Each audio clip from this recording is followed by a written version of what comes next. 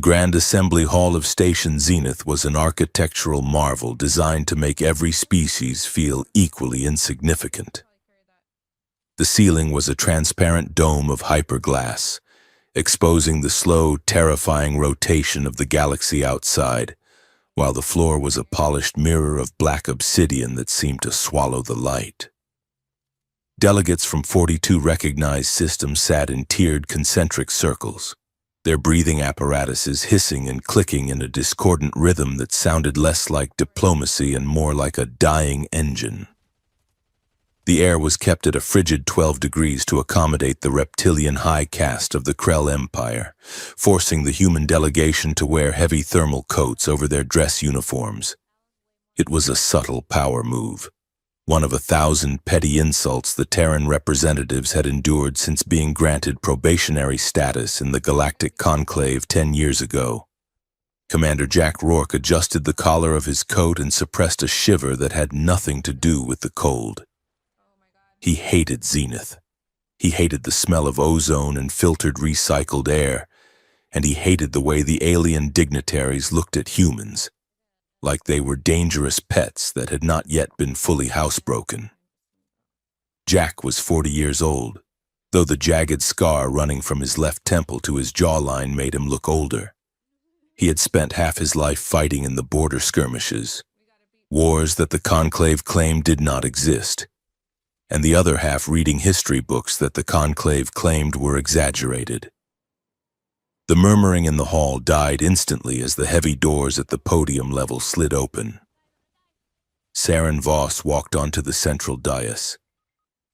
She was the third princess of the Vossian hegemony, the oldest and most militarily powerful faction in the sector. She was tall, her movements possessing a fluid, predatory grace that betrayed her species' origins as apex hunters before they became starfarers.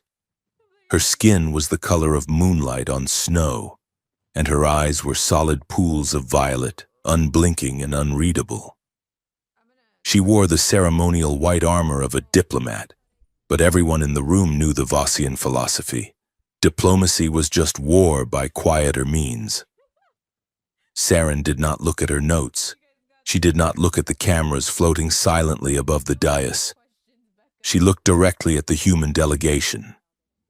Distinguished members of the Conclave, Saren began, her voice amplified by the room's acoustics so that it seemed to originate from inside the listener's own skull. We stand on the precipice of chaos. The outer rim creates friction. The trade routes bleed. We talk of peace, yet we stockpile plasma. We need a symbol, a reminder of what unchecked aggression truly costs. She paused, letting the silence stretch until it was uncomfortable.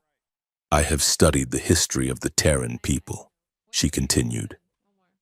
Before they achieved light speed, before they joined us, they spent 3,000 years perfecting the art of self-destruction. They are artists of ruin. Therefore, the hegemony formally requests that the Terran Union recreate their ancient weapons. Not for use, but for display. A museum of deterrence. Let the galaxy see the primitive, brutal ingenuity of human warfare, so that we might fear the path of regression. We call this cultural deterrence. A ripple of shock went through the human sector. Ambassador Halloway, a soft man whose primary skill was apologizing, stood up, his face flushing red. "This is an insult," Halloway sputtered. "You ask us to parade our darkest chapters? You paint us as savages to frighten your children?" "It is not an insult, Ambassador," Saren said, her voice smooth and cold as polished ice. "It is an acknowledgement of your unique talent. No other species in this room has survived so many attempts to exterminate itself. We want your history to serve a purpose. We want you to build the weapons of your ancestors." The hall erupted into noise. The insectoid clickers chattered their mandibles in approval. The pacifist monks of Orion hummed in distress. Jack Rourke remained seated, his eyes fixed on Saren. He saw something the others missed, a tightness in her jaw, a slight tremor in her hand that she hid by gripping the lectern. She was not doing this to mock them. She was desperate. General Vance, sitting beside Jack, leaned over. "Say something. Rourke, you are the military historian. Tell them this is madness." Jack stood up. He did not rush. He unbuttoned his thermal coat, revealing the dark blue dress uniform underneath, and the single row of ribbons that marked campaigns the conclave refused to acknowledge.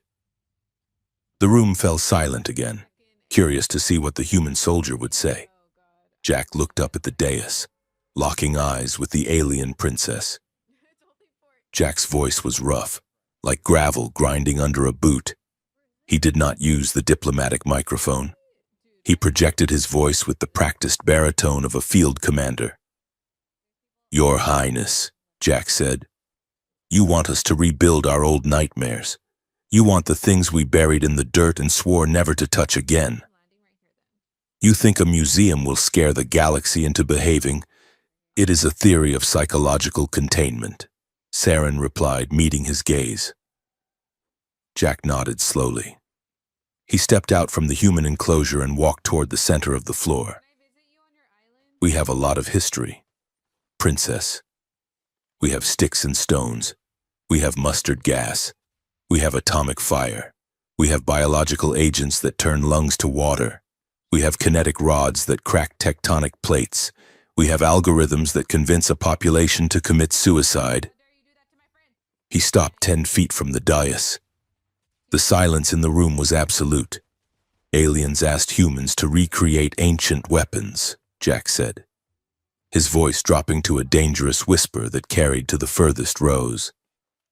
Humans asked, "Which war do you want them?" For 2 seconds, nobody breathed. Then, a bark of laughter erupted from the mercenary section of the hall. It was followed by a gasp of horror from the monks. The Krell delegates hissed, their reptilian hoods flaring. Jack did not smile. He watched Saren. For a brief, fleeting instant, the mask slipped. The corner of Saren's mouth twitched upward. It was not a smile of joy. It was the smile of someone watching a bomb go off exactly where they hoped it would. It was dangerous. It was amused. Then the mask slammed back down. "The session is adjourned for recess," Saren announced, turning on her heel and sweeping off the stage. The chaos that followed was total. The corridors of Station Zenith were a labyrinth of brushed steel and light tubes. Saren walked fast, her white cape snapping behind her. Her senior advisor, an elder Vossian named Valakor, struggled to keep pace. "That was a disaster," Valakor hissed. "He did not reject the proposal. He threatened us. Did you hear him? Which war do you want them?" He turned a diplomatic request into a menu of destruction. "It was exactly what we needed," Saren said, not slowing down. "Princess," Valakor warned, grabbing her arm gently to stop her. "You are playing with fire. The Council believes humans are barely sentient brutes. You are giving them a license to remember how dangerous they are. The High Command thinks you are trying to justify an expansionist doctrine. They say you want to use the humans as a hammer to crush the Rim Rebellion." "Let them think what they want," Saren said, pulling her arm away. "If the humans accept, they will build these things," Valakor said. "And once a weapon is built, it yearns to be used. It is the nature of the object. Then we must ensure we are the ones holding the leash." Saren said, "Send the order. I want a joint task force established immediately. I will oversee the project personally. And I want that human commander, the one with the scar." "Rourke?" Valakor asked. "He is insolent. He is honest," Saren said. "In this station of liars, honesty is the only weapon I do not know how to parry. Get him." General Vance paced the small briefing room in the human sector. chewing on an unlit cigar. Jack sat at the metal table, watching the data stream on the wall. The news of his comment had already hit the galactic network. Opinions were split 50-50 between humans are awesome and humans are monsters. "You have a mouth on you." "Jack," Vance grumbled. "They were laughing at us, sir," Jack said quietly. "I just reminded them that the punchline has teeth." Vance sighed and sat down heavily. "Well, it worked. Maybe too well. The Vossian delegation just sent over a formal directive. They are proceeding with the project. They want to form a historical audit team to oversee the excavation and reconstruction of these ancient weapons. They requested you by name." "Me?" Jack asked. "You are the only one who looked her in the eye," Vance said. "Listen to me, Jack. This smells wrong. The Vossians do not care about culture. They care about control. I think they are looking for something specific. Maybe a lost technology. Maybe a biological agent. I do not know." "What are my orders?" Jack asked. "Stall," Vance said. "Join this team. Play along. But drag your feet. Misplace files. Confuse the translation. Buy us time while intelligence figures out what Saren Voss is really after. If she wants a weapon, make sure she gets a rusted musket, not a planet killer." Jack stood up and saluted. "Understood." He turned to leave, but stopped at the door. "Which war do you think they are really afraid of?" "General." Vance looked at the data stream, where images of burning cities from Earth's past were looping on the news. "I do not think they are afraid of our wars, Jack. I think they are afraid of their own, and they want us to fight it for them." The meeting room designated for the historical audit team was neutral ground, which meant it was uncomfortable for everyone. The table was too low for the humans and too high for the Vossians. Saren sat at the head of the table, flanked by two data scribes. Jack walked in alone, carrying a physical notebook made of paper, an affectation that clearly confused the alien scribes. "Commander Rourke," Saren said without standing. "Thank you for joining us." "Princess," Jack nodded, taking the seat opposite her. "I was told this was a request. My orders say it is a summons." "Semantics," Saren said. "We have a lot of work to do. The Council has authorized an expedition to one of your lost archive vaults. Sector 7.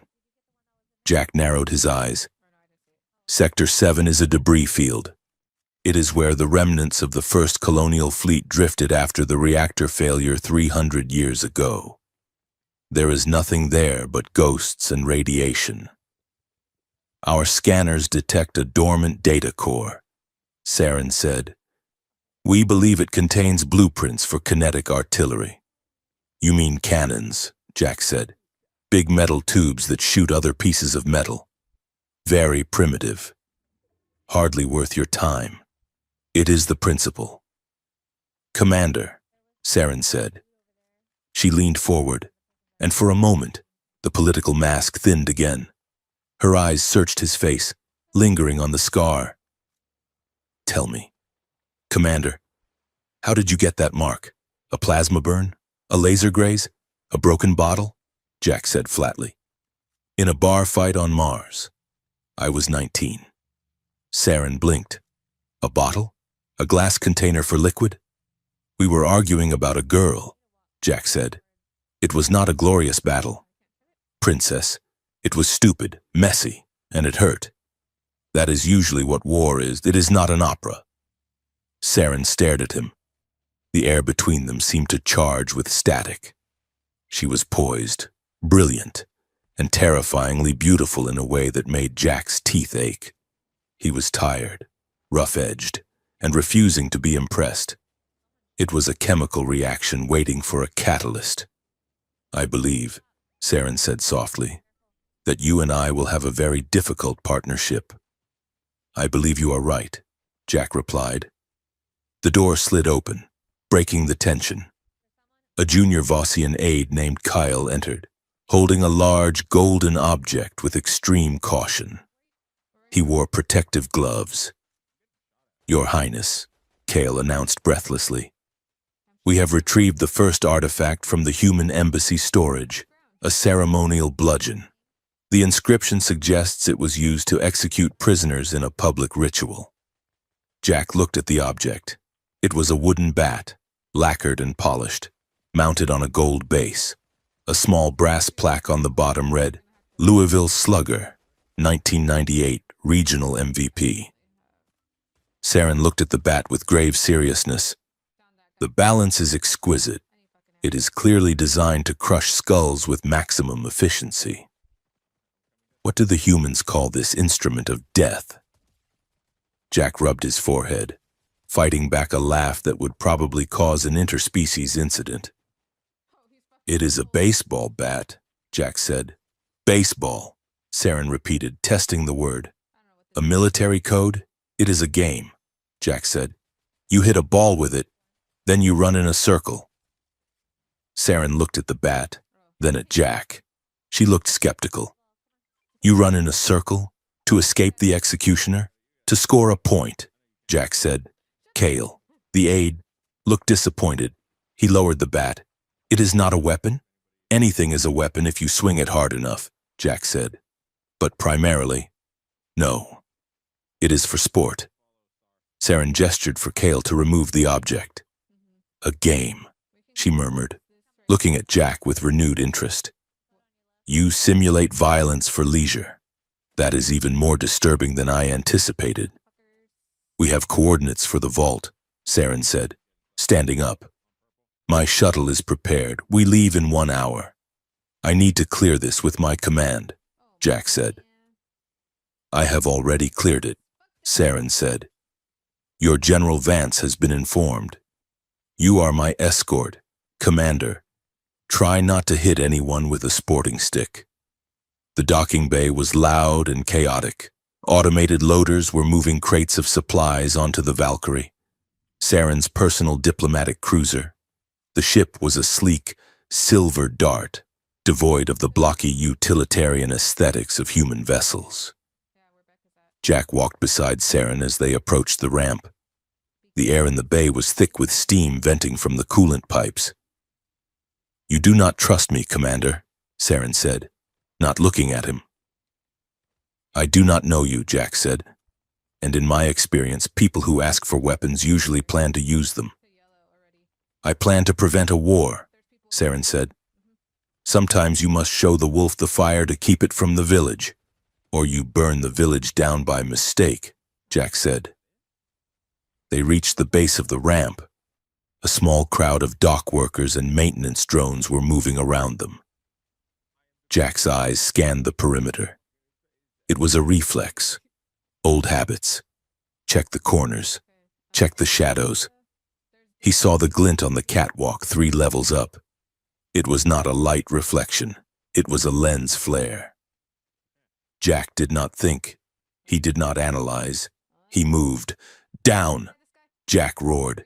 He tackled Saren. He hit her with the force of a linebacker, driving her sideways off the ramp and onto the hard Durasteel deck behind a stack of cargo crates. A split second later, the air where Saren had been standing sizzled. A silent, high-velocity kinetic needle slammed into the hull of the ship, punching a hole through 3 inches of armor plating. Saren gasped. The wind knocked out of her. She was pinned beneath Jack's weight.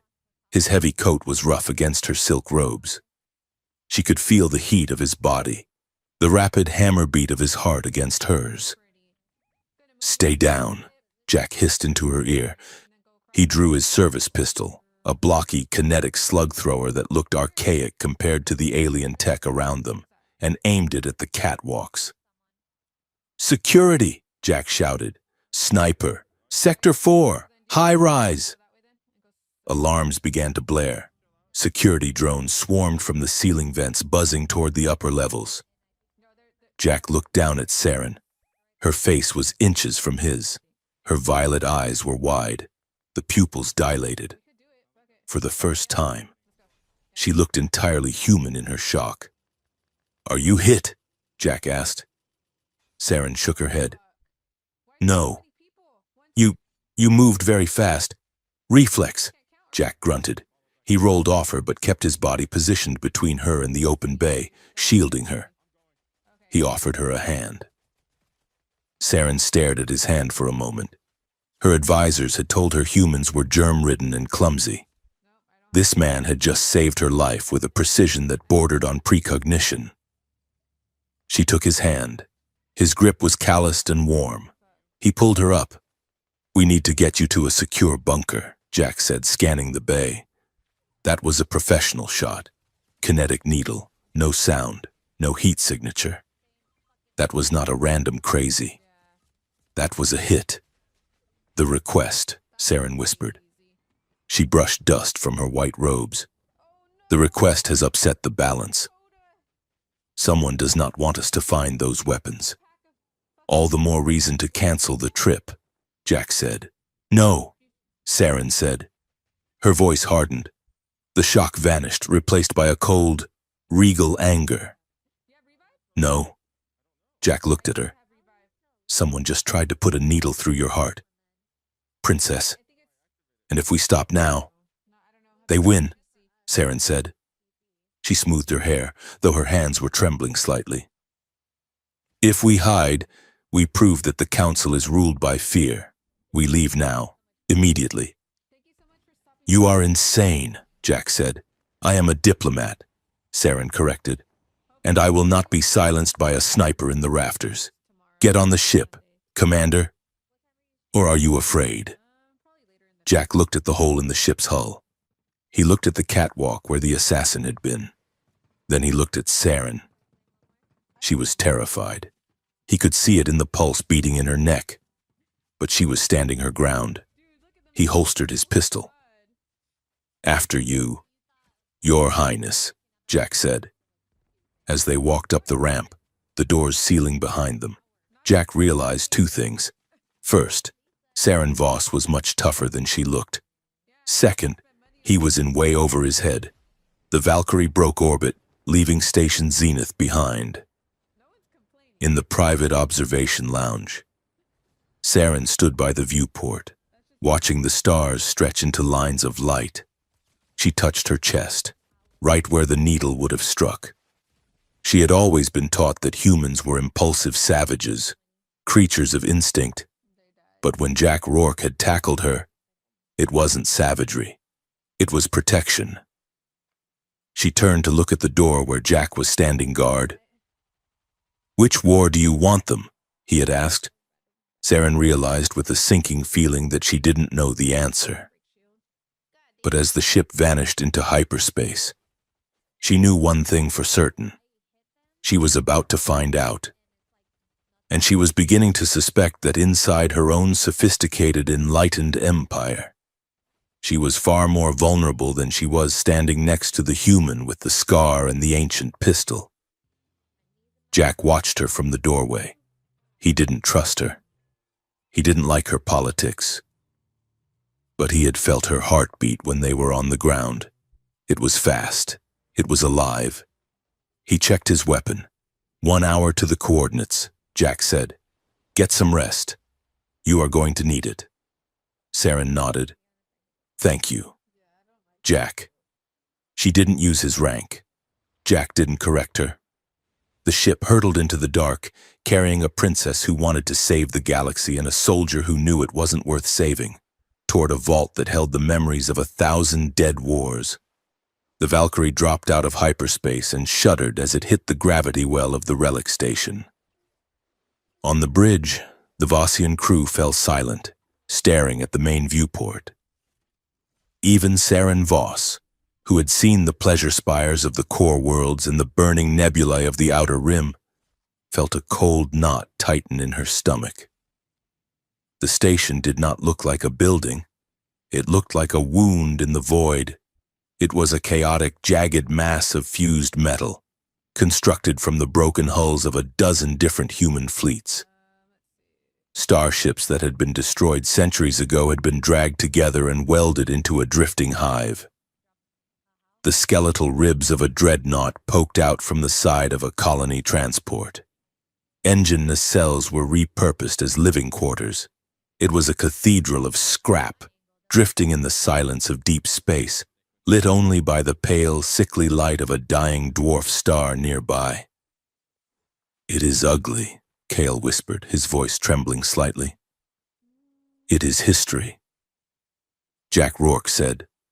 He was standing at the weapons console, his arms crossed. "That is the wreckage of the Battle of Tantalus. We did not have enough metal to build a station, so we used the dead ships." Saren looked at him. "Do humans throw nothing away?" "We throw away plenty," Jack said. "But we keep the scars." The docking procedure was manual. The relic station, which the charts identified simply as Archive Point 0, did not respond to the automated handshake codes of the Vossian ship. Jack had to guide the pilot, talking him through the archaic magnetic latching sequence. When the clamps finally locked with a metallic groan that reverberated through the hull, the airlock light turned green. Saren, Jack, and a small team comprising Cale and a senior security liaison named Rek prepared to board. Vrek was a large, heavy-set Vossian with skin like gray slate and a temperament to match. He carried a heavy plasma repeater and looked at the rusty airlock door with undisguised contempt. "The air inside is stale but breathable," Jack said, checking his wrist comp. "Gravity is 0.8 standard. It will feel light.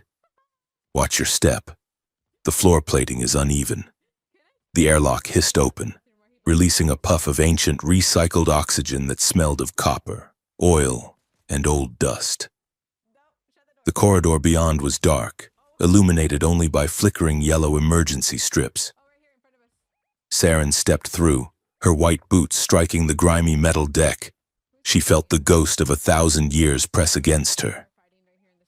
The walls were covered in graffiti, names, dates, crude drawings, prayers scratched into the steel with knife points. "What is this text?" Saren asked, running a gloved finger over a jagged carving.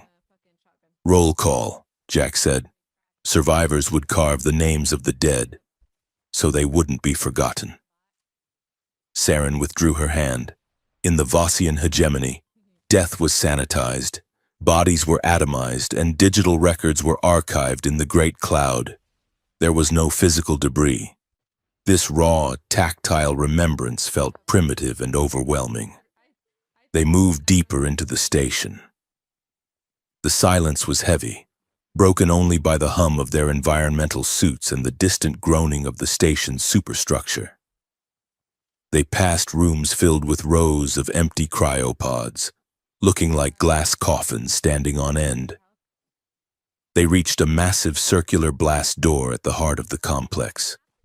The metal was thick, scarred by plasma burns from some forgotten siege.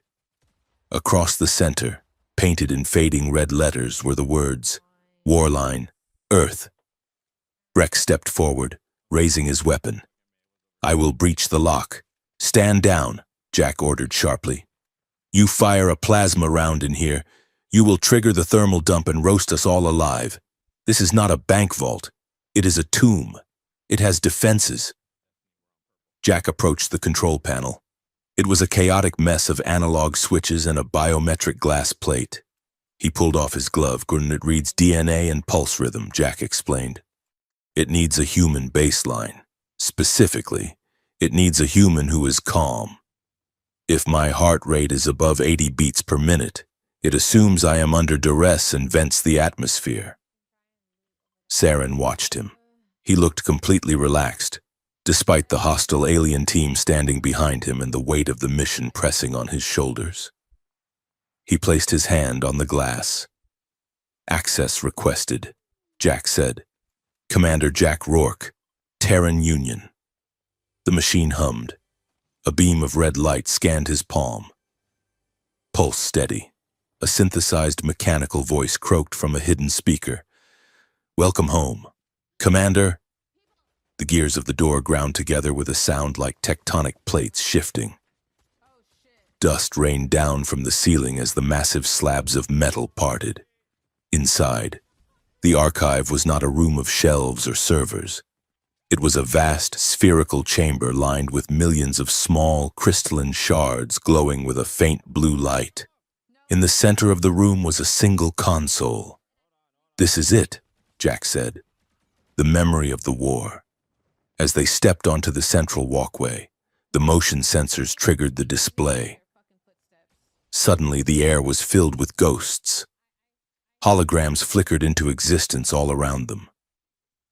They were not static images. They were moving, talking, living moments frozen in time.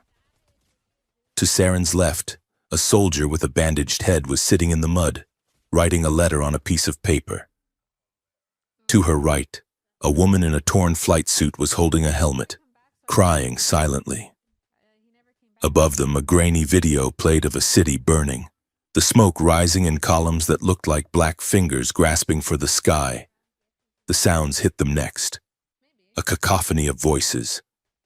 "Tell Sarah I love her. Incoming. Get down. I do not want to die here. Please, just let it end." Saren stopped, her eyes wide. She had expected blueprints. She had expected schematics of kinetic drivers and fusion bombs. She had not expected this.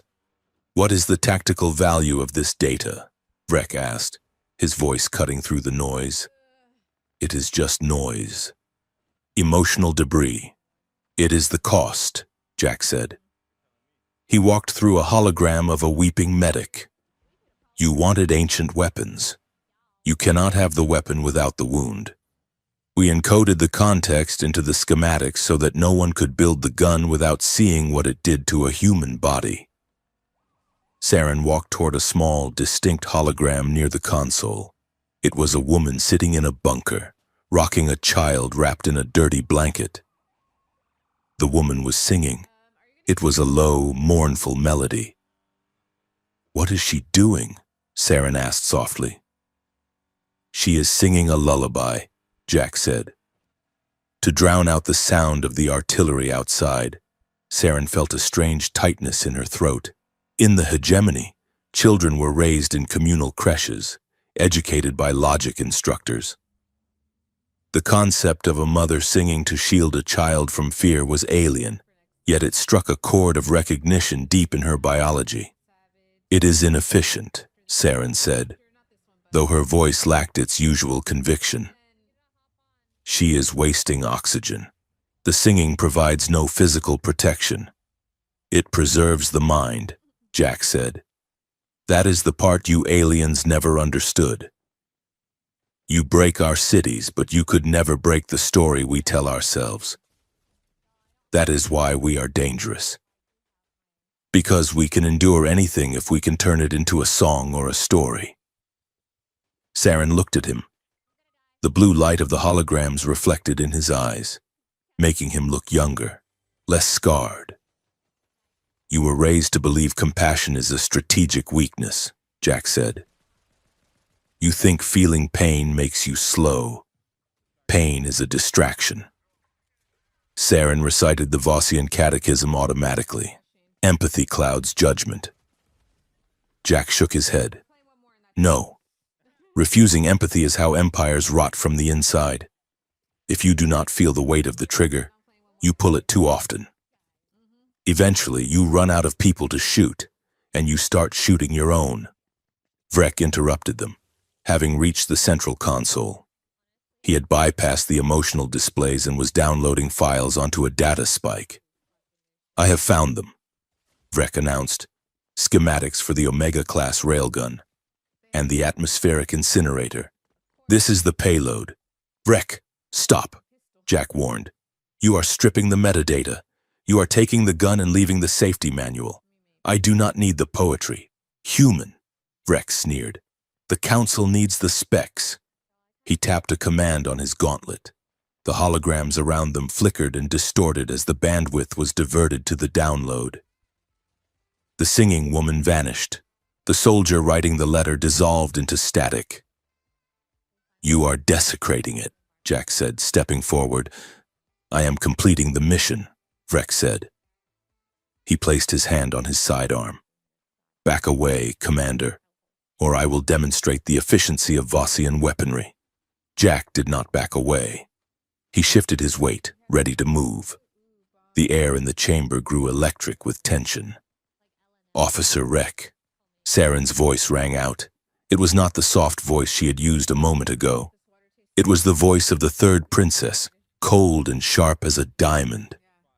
Vrek hesitated. Your Highness? Cancel the download, Saren ordered. Vrek looked confused. But this is the objective. We need the weapon designs. We came for the deterrence, Saren said. The human is right. The weapon is useless without the context. If we bring back only the mechanics of death, we are no better than the savages we claim to fear. Download the entire archive, every letter, every song, every casualty report, or download nothing. But that will take hours, Rek protested, and it will fill the data core with useless biological sentiment. Do it, Saren commanded, or I will have you court-martialed for insubordination before we clear the airlock. Rek stared at her, his reptilian eyes narrowing. He looked at Jack, then back at Saren. Slowly, sullenly, he tapped the console, changing the parameters. Full archive download initiated. Rek spat. Thank you, Jack said quietly to Saren. I did not do it for you, Saren said, refusing to look at him. I did it because incomplete data is bad strategy. Jack smiled, a genuine small smile, if you say so. Princess. Suddenly, the station lurched. A deep, booming explosion reverberated through the floor plates. The lights in the archive died, replaced instantly by spinning red emergency strobes. Sabotage! Rek shouted. The blast doors began to grind shut. Run! Jack yelled. They sprinted toward the exit. Vrek and Kale were closer to the door. They scrambled through the narrowing gap. Jack grabbed Saren's hand and pulled her forward, but the heavy slab of metal was moving too fast. Jack skidded to a halt, yanking Saren back just as the door slammed shut with a deafening clang, sealing them inside. Vrek! Saren shouted, banging her fist against the cold metal. Open the door. Static crackled over the comms, then silence. He is not opening it, Jack said grimly. He turned and scanned the room. The air circulation fans had stopped. The silence was absolute, save for the blaring of the alarm. The main reactor line has been cut, Jack said, reading the emergency panel. The station is going into lockdown. We have maybe 2 hours of air before the scrubbers fail. He looked at Saren. She was standing in the red light, her chest heaving. She looked terrified, but she was holding it together. There is an emergency shelter in the subfloor, Jack said. It will have independent life support. Come on. He led her to a floor hatch behind the console.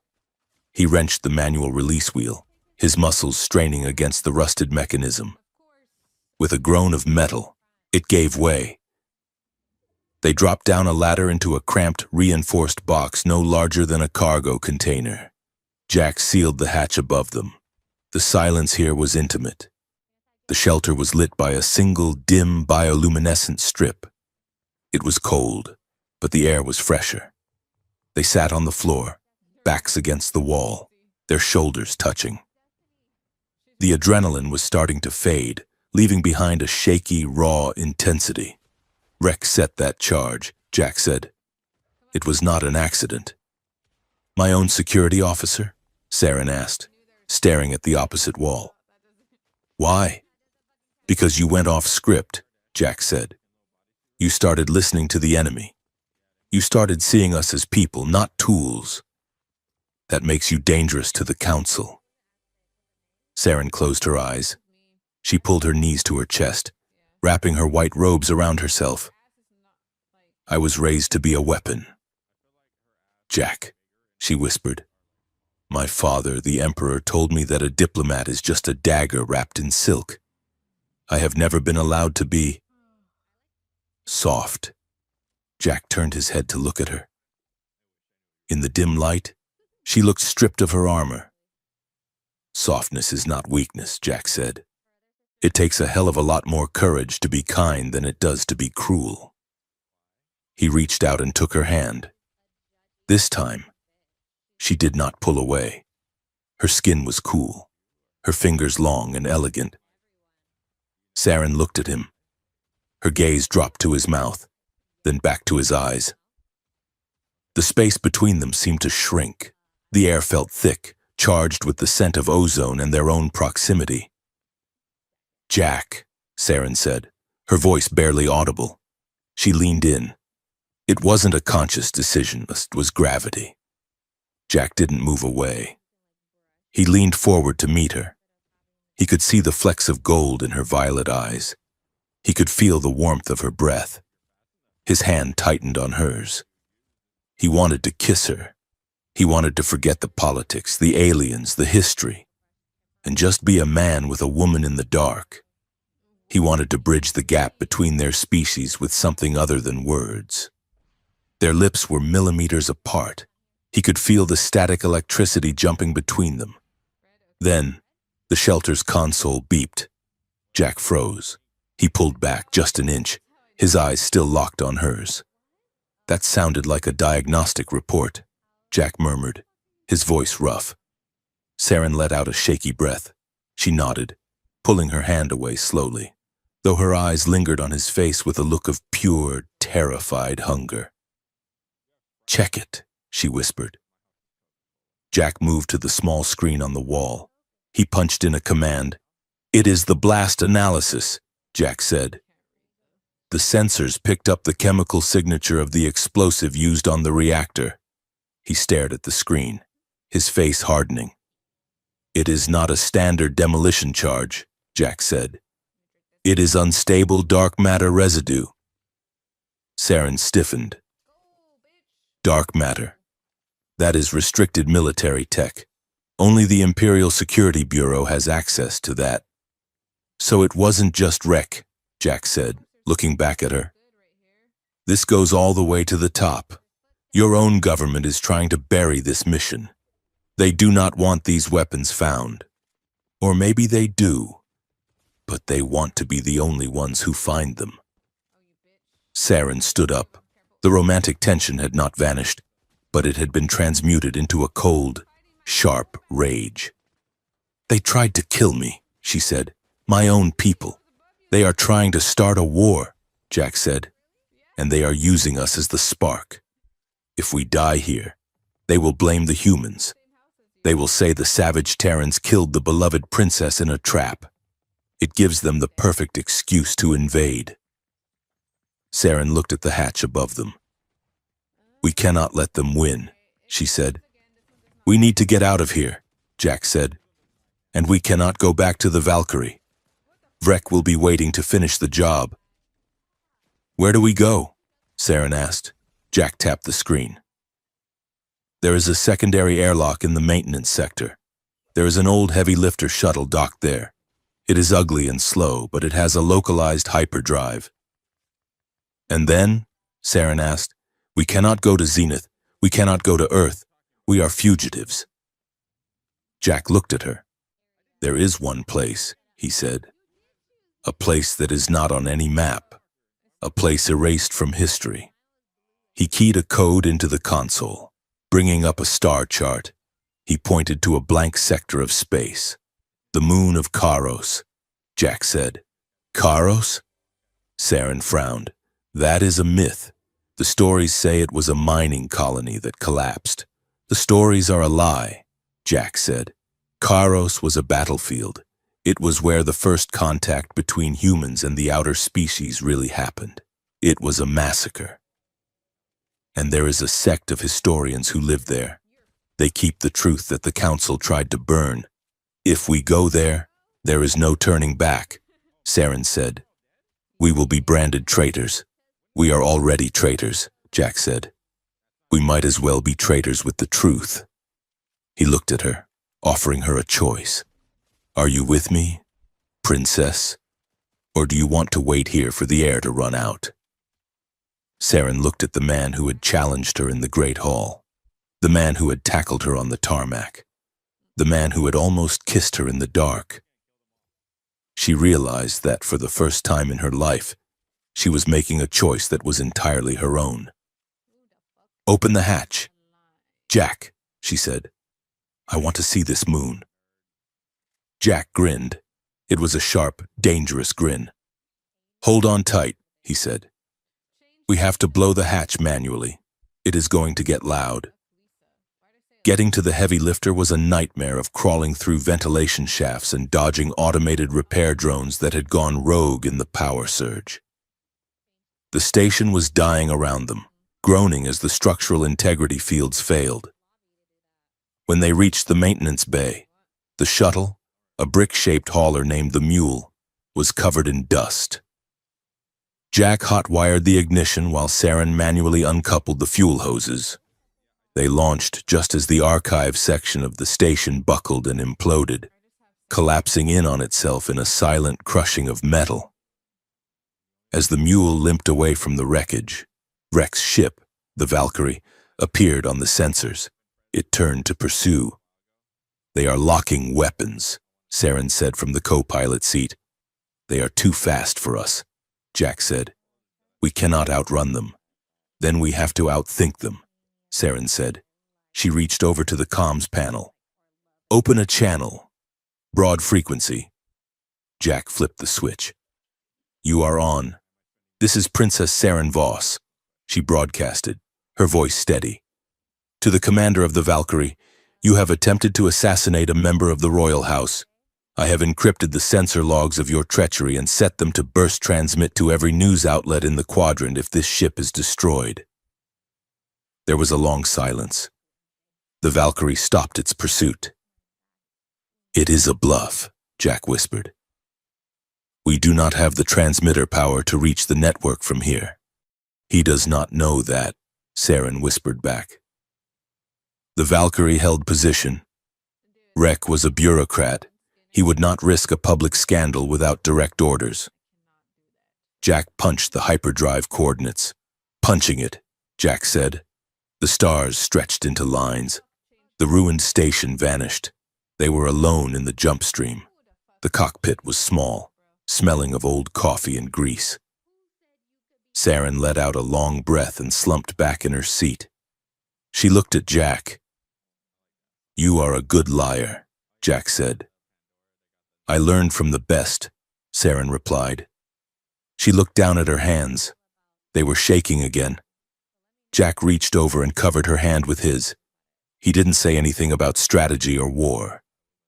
He just held her hand. "We are going to Karos," Jack said softly. "We are going to find out whose war this really is." Saren turned her hand over and interlaced her fingers with his. The contact was electric, a promise of the trouble to come. "Drive, Commander," she said. Jack pushed the throttle forward, and they disappeared into the dark, leaving the Empire and the lies behind them. In the silence of the slipstream, Jack thought about the almost kiss. He could still feel the phantom warmth of her breath. He knew it was a bad idea. He knew sleeping with royalty, especially alien royalty, was a court-martial offense in 3 systems. But as he looked at Saren, watching the blue light of hyperspace wash over her sharp features, he realized he didn't care about the regulations. She wasn't a princess anymore. She was a partner. And for the first time in 20 years, Jack Rourke had something to fight for that wasn't just orders. He checked the navigation computer. Destination Karos system. Status restricted. Warning quarantine zone. Jack smiled. "Perfect," he said. Saren looked at him. "What is perfect?"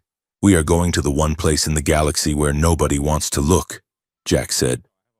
"That is exactly where the truth is hiding." "And the weapons?" Saren asked. Jack tapped the side of his head. "We are the weapons now. Princess, you and me."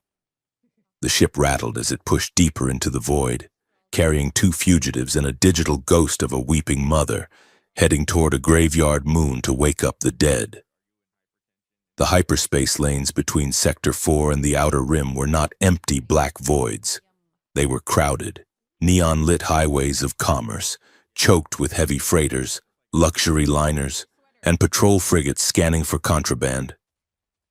For two fugitives in a stolen rust bucket heavy lifter named the Mule, it was the worst possible place to be.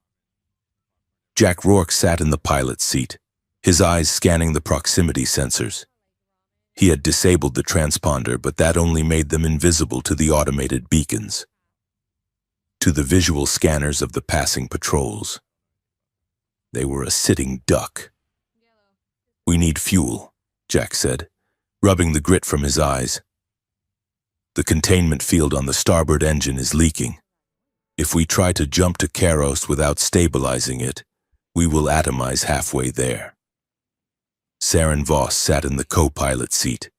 She had discarded her white ceremonial robes 2 hours ago, claiming they were a snag hazard.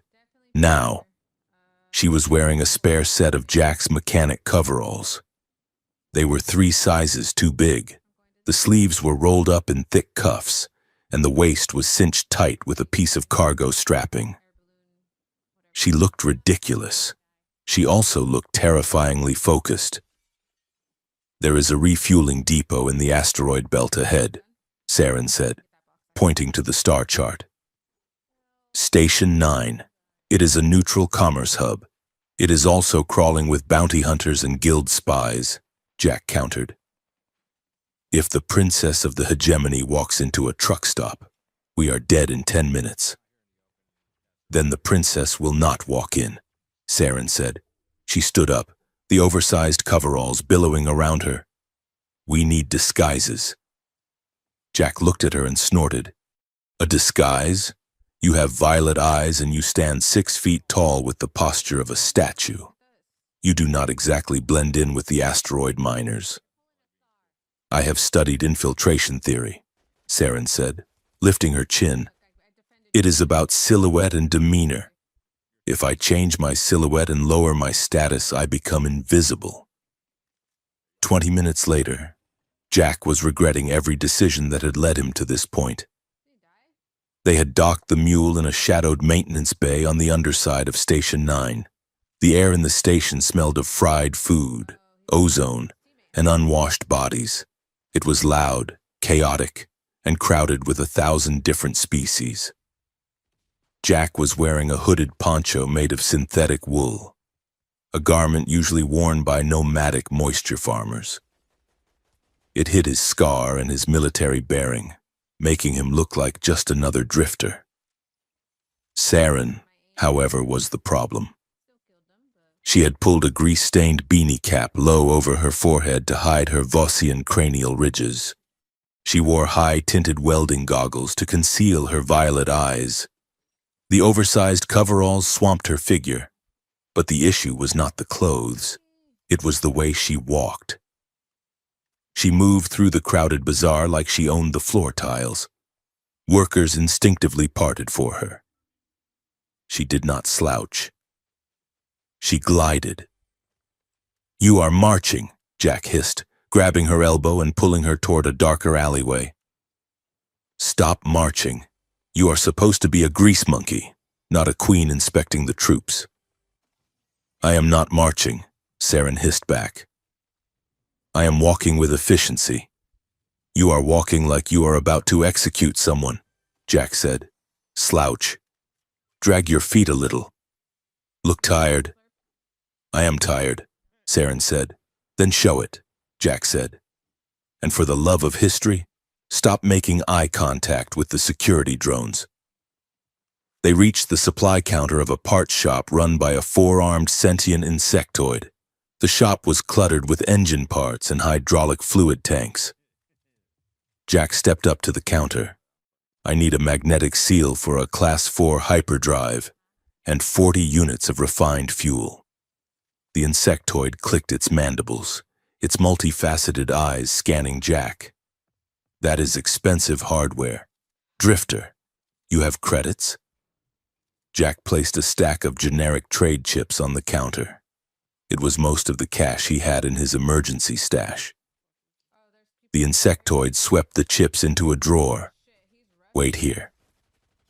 As the shopkeeper vanished into the back, a group of Vossian heavy infantry soldiers walked past the shop entrance. They were wearing full patrol armor, their plasma rifles slung across their chests. Jack froze. He turned his back to the door, pretending to examine a shelf of power converters. Saren stood next to him. She did not turn. She watched the soldiers pass through the reflection in a polished sheet of metal. Jack saw her hand drift toward the wrench hanging from her belt. "Do not," Jack whispered without moving his lips. "They are the Royal Guard," Saren whispered. "The 3rd Battalion. They are my father's personal enforcers. If they are here, the hunt is not just a police action. It is a purge." The insectoid returned with the part and a fuel authorization card. Jack grabbed them, mumbled a thanks, and grabbed Saren's arm. "Move," he said. They exited the shop, merging into the flow of the crowd. Suddenly, a heavy hand clamped onto Jack's shoulder. "Hold it, citizen." Jack stopped, his heart hammered against his ribs. He slowly turned around. It was one of the Vossian soldiers. The helmet faceplate was opaque, reflecting Jack's hooded face. "Identification." The soldier barked. Jack's hand hovered near the pistol concealed under his poncho. He calculated the odds.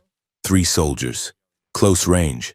He could take 2 before the 3rd raised the alarm.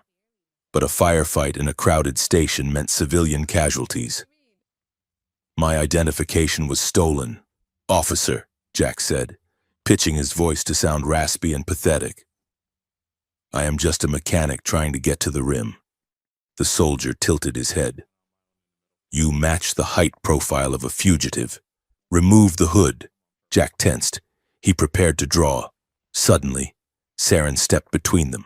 She did not draw a weapon. She did not stand tall. Instead, she let out a loud, hacking cough and spat a glob of saliva onto the boot of the soldier. "Hey!" Saren shouted, her voice dropping an octave into a guttural, flat accent that sounded nothing like her usual melodic tone. "You dentheads want to harass my grandfather? He is senile. Look at him. He thinks he is a pilot. He cannot even fly a kite." The soldier looked down at the spit on his boot.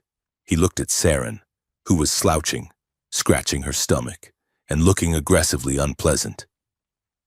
"You dare soil Imperial armor?" the soldier growled. Saren laughed. It was a crude, snorting sound. "Imperial armor?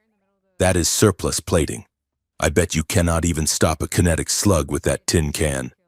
Go chase some pirates and leave the working class alone." The soldier stepped forward, raising his rifle butt to strike her. Saren did not flinch, but she also did not block it with martial grace. She flinched dramatically, cowering and covering her head with her hands. "Do not hit me. I will tell the guild." The soldier paused. The sheer pathetic nature of the display confused him. Vossian protocol dictated engagement with threats, not groveling mechanics. "Waste of time," another soldier said over the comms, loud enough for Jack to hear. "We have a sector sweep to finish. Leave the trash." The soldier lowered his rifle. "Move along, before I arrest you for public sanitation violations." Saren grabbed Jack's arm and dragged him away, grumbling loudly about oppression and bad service. They walked 3 corridors away before Jack pulled her into the airlock access tunnel. He stared at her. "What was that?" Jack asked. Saren straightened up. She adjusted her beanie. Her voice returned to its cool, cultured norm. "That, Commander, was a simulation of a disgruntled Level 4 laborer from the mining guilds. I studied their dialect in my sociology modules." "You spat on his boot," Jack said, impressed. Saren wiped her mouth with the back of her hand. "A necessary improvisation. Vossian soldiers are trained to respect strength and despise weakness. By making myself pathetic and repulsive, I became invisible to his threat assessment." Jack shook his head, a grin tugging at the corner of his mouth. Remind me never to play poker with you, princess. Let us get off this rock, Saren said, turning toward the ship. I need to wash my mouth out. That was disgusting. The flight to Karos took 6 hours. They arrived in the system just as the ship's chronometer signaled the beginning of the night cycle. Karos was not a world that invited visitors. From orbit, it looked like a shattered marble. The surface was a patchwork of gray dust and glittering scars where orbital bombardment had turned the silica sand into sheets of glass. There was no atmosphere to speak of, just a thin haze of argon and dust. Jack landed the mule in a deep canyon, hidden from the sensors of any satellites that might still be active. The landing gear crunched down onto the glass, the sound vibrating through the hull. Suits on, Jack said. It is vacuum out there. They cycled the airlock and stepped out onto the surface. The silence of Karos was heavy. It was a graveyard silence. The low gravity made their movements floaty and dreamlike. Jack checked his wrist scanner. The signal we are tracking is weak. It is coming from beneath the northern ridge. They walked across the glass fields. Beneath their boots, the ground was transparent in places. Saren looked down and gasped. Trapped in the glass beneath them were the preserved wrecks of tanks and walkers. Twisted metal skeletons frozen in the moment of their destruction. It was a museum of violence, sealed in crystal. This was the peacekeeping of 2300, Jack said, his voice tinny over the comms. The council said the colony was unstable. They sent a fleet to pacify it. They glassed the whole moon to stop a rebellion that hadn't even started. Saren walked silently. She had read about the Karos pacification in her history books. The books said it was a surgical strike against pirates. They did not mention the cities trapped under the glass. They reached the canyon wall. A massive metal door was embedded in the rock, half buried in dust. It had no handle, only a rusted speaker grill. Jack tapped a code onto the keypad he had memorized from the data core. The door groaned. Dust poured off the frame as it slid open, revealing a dark tunnel sloping downward. Inside, the air was pressurized. They removed their helmets. The tunnel led them into a vast underground cavern. It was not a damp cave. It was a high-tech facility, humming with power. Rows of servers lined the walls, but in the center of the room, there were artifacts, real, physical artifacts, flags from nations that no longer existed, uniforms with bullet holes, data drives labeled with the names of massacres. A figure emerged from the shadows of the server banks. He was old, incredibly old. His body was a patchwork of biological skin and cybernetic replacements. One of his eyes was a red optical lens. He wore the robes of a scholar, stained with ink and oil. "Welcome to the Tomb of Truth," the figure said. His voice was a grinding rasp. "I am the archivist. We have been expecting you. Jack Rourke. And you, daughter of Voss." "You know who we are?" Saren asked. "We know everything that happens in the silence," the archivist said. "We are the keepers of the ledger." Jack stepped forward. "We found the weapons archive. The council is trying to erase it. We need to know why." The archivist laughed. It was a dry, humorless sound. "Come," he said. "Let me show you what your weapons are really for." He led them to a massive holographic table in the center of the room. He waved his mechanical hand, and the air filled with light. It was a map of the galaxy, but it was not a political map. It was a map of narratives, lines of propaganda, fear, and influence. "You believe the council asked for ancient weapons because they fear war," the archivist said. "You are wrong. They asked for them because they need war." The hologram shifted. It showed images of humanity, violent, chaotic, aggressive. Then it showed images of the alien council, calm, orderly, benevolent. Peace is expensive, the archivist explained. It requires negotiation, trade, and equality. But fear? Fear is cheap, and fear is profitable. For 300 years, the Council has maintained power by promising to protect the galaxy from chaos. But to sell protection, you need a monster. Saren stared at the map. Humanity, she whispered. Exactly, the archivist said. Humans are the perfect monster. You are resilient, you are creative, and you have a history of violence that is terrifying to other species. The Council does not want your weapons to stop you. They want to parade your weapons to show the galaxy that you are savages. They want to brand you as the eternal enemy. He tapped a key. A list of contracts appeared. And here is the tragedy. Commander, the archivist said to Jack, your own leaders are selling you out. Jack looked at the list. He saw names of human corporations, defense contractors, Teradyne, Void Corp. They are signing exclusivity deals. Jack read, his stomach churning. They are agreeing to play the villain in exchange for trade rights. They are manufacturing border skirmishes. They are staging attacks. They get profit, the archivist said. The Council gets control. And the people get a forever war that never actually ends. Just smolders enough to keep everyone afraid. Saren backed away from the table. She looked like she had been struck. My father, she said. He signed the authorization. He knew. He is the architect, the archivist said gently. The Vossian hegemony is built on the promise of order.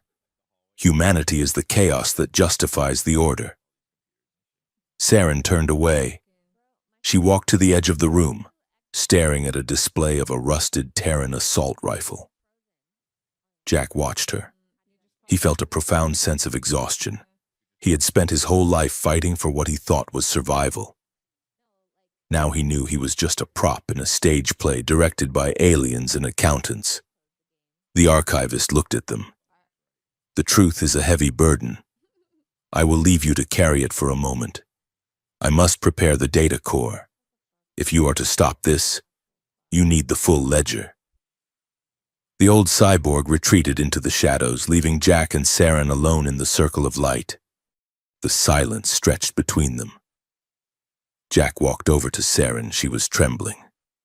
It is all a lie, Saren whispered. The academy, the diplomatic corps, my entire life. I thought I was keeping the peace. I was just a jailer with a nice title. Jack stood beside her. He didn't touch her. Not yet. You didn't know, Jack said. I should have known, Saren snapped, turning to face him. Her eyes were wet with angry tears. I am a strategist. I analyze patterns. But I was so arrogant, so sure of my own moral superiority, that I never looked at the foundation. She paced the small space, her hands closing into fists. And you, she said, pointing at the display. You humans. You let them do it. You sell your own history for credits. Some of us do, Jack said quietly. Just like some of your people try to assassinate you to keep the secret. Saren stopped. She looked at him. The anger drained out of her, leaving her looking small and incredibly lonely. I have never chosen anything, she said, her voice breaking. My clothes were chosen by the court. My words were written by advisors. My enemies were selected by the council. I have never just wanted something, just for me. Jack looked at her. He saw the woman beneath the princess. He saw the fire and the fear, and he realized he was done with the distance. He was done with the uniforms and the protocols. I know the feeling, Jack said. He stepped closer. I have been a soldier since I was 18. I go where I am told. I shoot who I am pointed at. I am tired of being a weapon. Saren. He used her name, not her title. Saren looked up at him. The distance between them was gone. "What do you want, Jack?" she asked. Jack reached out. He cupped her face in his hands. His thumbs traced the sharp line of her cheekbones.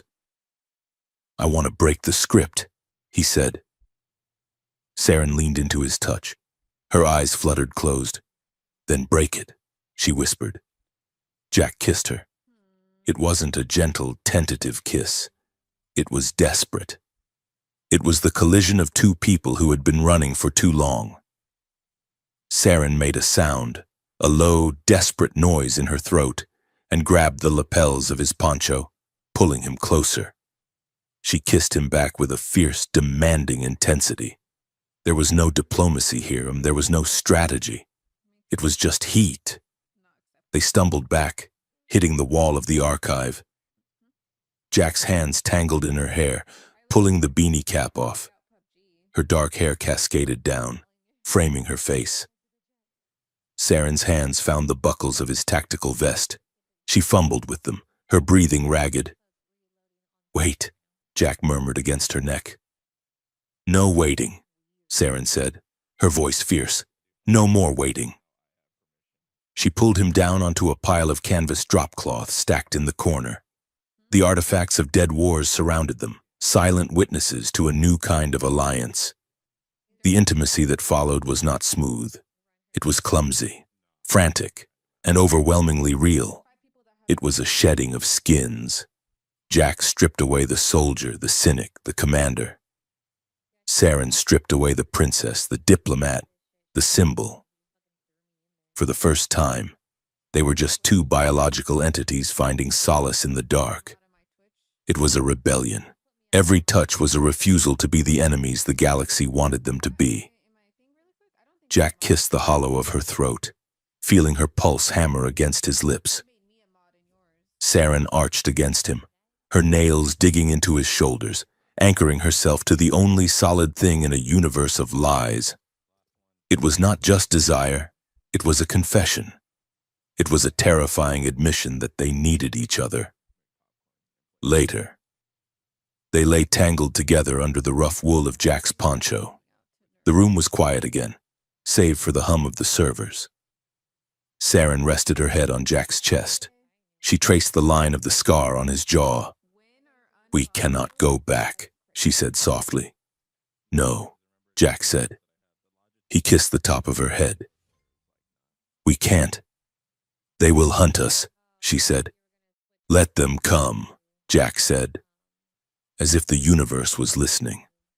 A muffled thump echoed from the tunnel entrance. Jack sat up instantly, his body tensing. "Did you hear that?" he asked. Saren sat up, clutching the poncho. "That was a seismic charge." The archivist's voice boomed over the intercom. "They are here! Sector breach. The Black Ops teams have found the entrance." Jack scrambled up, grabbing his pants and his pistol belt. Saren was already pulling on the coveralls, her movements sharp and fast. The vulnerability of the moment vanished, replaced by cold survival instinct. "How did they find us?" Saren asked, checking the charge on a plasma pistol she had taken from the mule. "They tracked the money," Jack said, cursing himself. "The trade chips at Station 9. They were tagged." The door to the cavern exploded inward. Smoke filled the room. Through the haze, red laser sights cut through the dark. Armored figures rappelled down from the ceiling vents. They were not standard infantry. They were clad in matte black stealth armor, Vossian shadow guards working in tandem with human mercenaries. "Target identified," a voice shouted. "Secure the female! Neutralize the male!" Jack shoved Saren behind a bank of servers as plasma fire erupted, scorching the metal where they had been standing a second ago. "Go!" Jack roared, returning fire with his kinetic pistol. The heavy slugs punched through the light armor of the lead mercenary, dropping him. "We need the ledger," Saren shouted. The archivist appeared from the smoke, holding a glowing blue data core the size of a brick. He slid it across the floor toward them. "Take it!" the cyborg screamed, firing a shotgun-like weapon with his mechanical arm. Tell the galaxy the truth. Jack grabbed the ledger and clipped it to his belt. Saren, move! Toward the ventilation shaft. They ran. Plasma bolts sizzled past their heads. Saren fired back, her aim precise. She hit a shadow guard in the knee joint, sending him sprawling. They reached the service ladder. Jack boosted Saren up, then scrambled after her.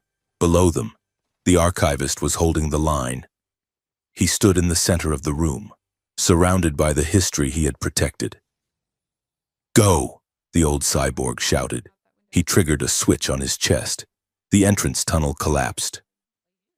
The explosion shook the ground, sealing the museum and the archivist behind a wall of rock. Jack and Saren burst out onto the surface of Kairos. The silence of the vacuum greeted them. Their ship, the Mule, was sitting in the canyon, engines already hot. But standing between them and the ship was a gunship, a sleek, black stealth dropper. 6 commandos stood in a phalanx. The leader, a human with a cybernetic eye, stepped forward. End of the line. Rourke, the leader, broadcasted over the open frequency. Hand over the princess. Jack looked at Saren. She was breathing hard, her hair wild, grease stains on her cheek. She looked magnificent. She looked at Jack. She nodded. Jack grabbed a grenade from his belt. It was an old-school flashbang. Catch! Jack yelled. He pulled the pin and threw it. In the vacuum, there was no bang. But the flash was blinding. A sphere of pure white light erupted, overloading the night vision sensors of the commandos. Run!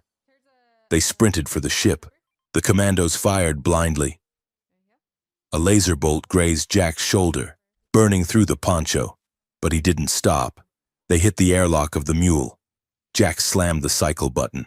As the pressure equalized, Jack threw himself into the pilot's seat. Hang on! He slammed the throttle forward. The Mule roared, lifting off the glass plane just as the commando's vision cleared. Rockets streaked toward them. Jack rolled the ship, the heavy hauler groaning under the stress. The rockets exploded harmlessly against the canyon wall. Get us out of here, Saren yelled, strapping in. Jack punched the hyperdrive. The stars blurred. They vanished into the void, leaving Kairos behind. Silence returned to the cockpit. Jack slumped in his seat, clutching his bleeding shoulder. Saren unbuckled and rushed to him. You are hit, she said, her hands hovering over the wound. I am fine. Jack wheezed. Just a scratch. He looked at the ledger clipped to his belt. The blue light pulsed steadily. We have it, Jack said. The proof. Saren looked at the data core. Then she looked at Jack. Now we just have to figure out how to tell the galaxy, she said, and survive long enough to do it. Jack added. He looked at her, remembering the feeling of her skin against his in the dark. We make a good team, Princess. Saren smiled. It was a tired, dangerous, beautiful smile. We are not a team. Jack, we are a revolution. Jack laughed. It hurt his ribs, but it felt good. Which war do they want? He whispered. They are about to get all of them. The data core known as the Ledger sat on the rusty navigation table of the Mule, pulsing with a rhythm that felt uncomfortably biological. It was not a static file. It was a beacon. Jack Rourke sat hunched over the interface, his hands moving across the holographic keyboard with the speed of a man trying to defuse a bomb. Saren stood behind him, her hand resting on his shoulder. The contact was grounding, a physical anchor in a reality that was rapidly dissolving into data streams and lies. It is not just a database, Jack muttered, wiping sweat from his forehead. It is a partition key. The ledger is useless on its own. It is looking for a host. A host? Saren asked. Jack pointed to the screen. Look at the code architecture. It is fractured. It is calling out to other nodes. This thing is trying to wake up its mother. He hit a final command key. The blue light of the ledger flared. filling the cramped cockpit with a blinding luminance. A voice emerged from the speakers. It was not the mechanical rasp of the archivist, nor the smooth synthesis of a ship computer. It was a woman's voice, layered with the static of centuries. Sequence initiated, identity verification required. Jack leaned into the microphone. Commander Jack Rourke, Terran Union. Access denied. User compromised. Saren leaned forward. Princess Saren Voss, Hegemony Diplomatic Corps. Access denied. User status, traitor. Political value, null. The machine was insulting them. Jack almost laughed. Listen to me, you glorified calculator. Jack snapped. We have the key. We pulled you out of the glass on Karos. Talk to us. The light pulsed faster. Designation, Mother of Records. Status, fragmented. Integrity, 14%. To reconstruct the truth, you must retrieve the memory shards. Locations, dispersed. A star map projected into the air above the table. 3 points of light blinked into existence. They were scattered across the sector, obscure, forgotten coordinates. It is a scavenger hunt, Saren said, tracing the air with her finger. One is on a derelict comms buoy in the drift. One is in the sub-basement of the Victory Monument on Terra. And the third... She stopped. The third coordinate was blinking in deep red. The third is inside a defunct orbital defense platform. Jack finished. One of the old killsats from the First Contact War. If we want the truth, we have to go get it, Saren said. And we have to do it before the entire galaxy finds us. The hunt for the shards was a blur of sleepless nights and high-velocity jumps. The mule, battered and leaking hydraulic fluid, became their home, their fortress, and their confessional. As they raced toward the first coordinate, the galaxy began to turn against them. Jack monitored the open news frequencies. It was a masterclass in character assassination. The Vosian state media was broadcasting Saren's face on every screen from the core to the rim. They did not call her a revolutionary. They called her mentally unstable. They claimed she had been seduced and brainwashed by a rogue human extremist using illegal pheromone technology. Jack watched a pundit's roundtable discussing his own psychological profile. They labeled him a butcher, a man who had lost his mind in the border wars and was now holding a beloved alien princess hostage. They are good, Jack admitted, watching a holographic anchor decry his savage heritage. They took the truth, that we are working together, and twisted it into a kidnapping narrative. Now, if they kill me, they are rescuing you. If they kill you, it is a tragic accident caused by my instability. Saren was sitting on the floor, cleaning the plasma pistol she had stolen on Karos. She looked up at the screen. It is effective, she said coolly. They are weaponizing the oldest fear in the galaxy, the fear of the other. By framing our alliance as a perversion, they inoculate the public against anything we might say. She stood up and turned off the screen. Do not watch it, Jack. It is poison. I need to know what they are saying, Jack said. My own command has issued a burn notice. Section 8 discharge, all ranks stripped. I am not a commander anymore. Saren. I am just a target. Saren walked over to him. She placed her hands on his face, forcing him to look away from the black screen and into her violet eyes. You are the man who pulled me out of the line of fire, she said. You are the man who refused to let history be buried. Titles are just costumes. Jack, they can strip the rank, but they cannot strip the man. Jack covered her hands with his own. The connection between them had hardened. It was no longer the tentative electric attraction of the archives. It was a fierce, defensive heat, in a universe that wanted them dead. Their desire for each other was the only rebellion they had left. We are going to make them pay for this, Jack whispered. We are going to rewrite the story, Saren promised. They found the first shard in the drift, floating inside a rusted buoy that had been silent for 50 years. Jack had to spacewalk to retrieve it, tethered to the mule by a fraying cable while Saren piloted the ship through a chaotic field of magnetic debris. When Jack slotted the shard into the ledger, the mother of records grew louder. Her voice became clearer, less robotic. Memory file reconstructed. The border conflict of '89. The hologram showed a fleet battle, human ships engaging alien cruisers, explosions, debris, analysis. The AI intoned. The engagement was staged. Both fleets were firing inert ordnance. The casualties reported on the news feeds were fabricated. The destroyed colony ship was empty. Purpose: to justify a 40% increase in naval spending for both the Terran Union and the hegemony. Jack stared at the data. I fought in the skirmishes that followed that event. I lost friends because of the tension that battle created. And it was a movie? A damned special effects show? It was market manipulation, Saren said, her voice hollow. My uncle sat on the board of the shipyard that won the contracts. They retrieved the second shard from the Victory Monument on a backwater human colony. They had to break into the basement of the museum at night.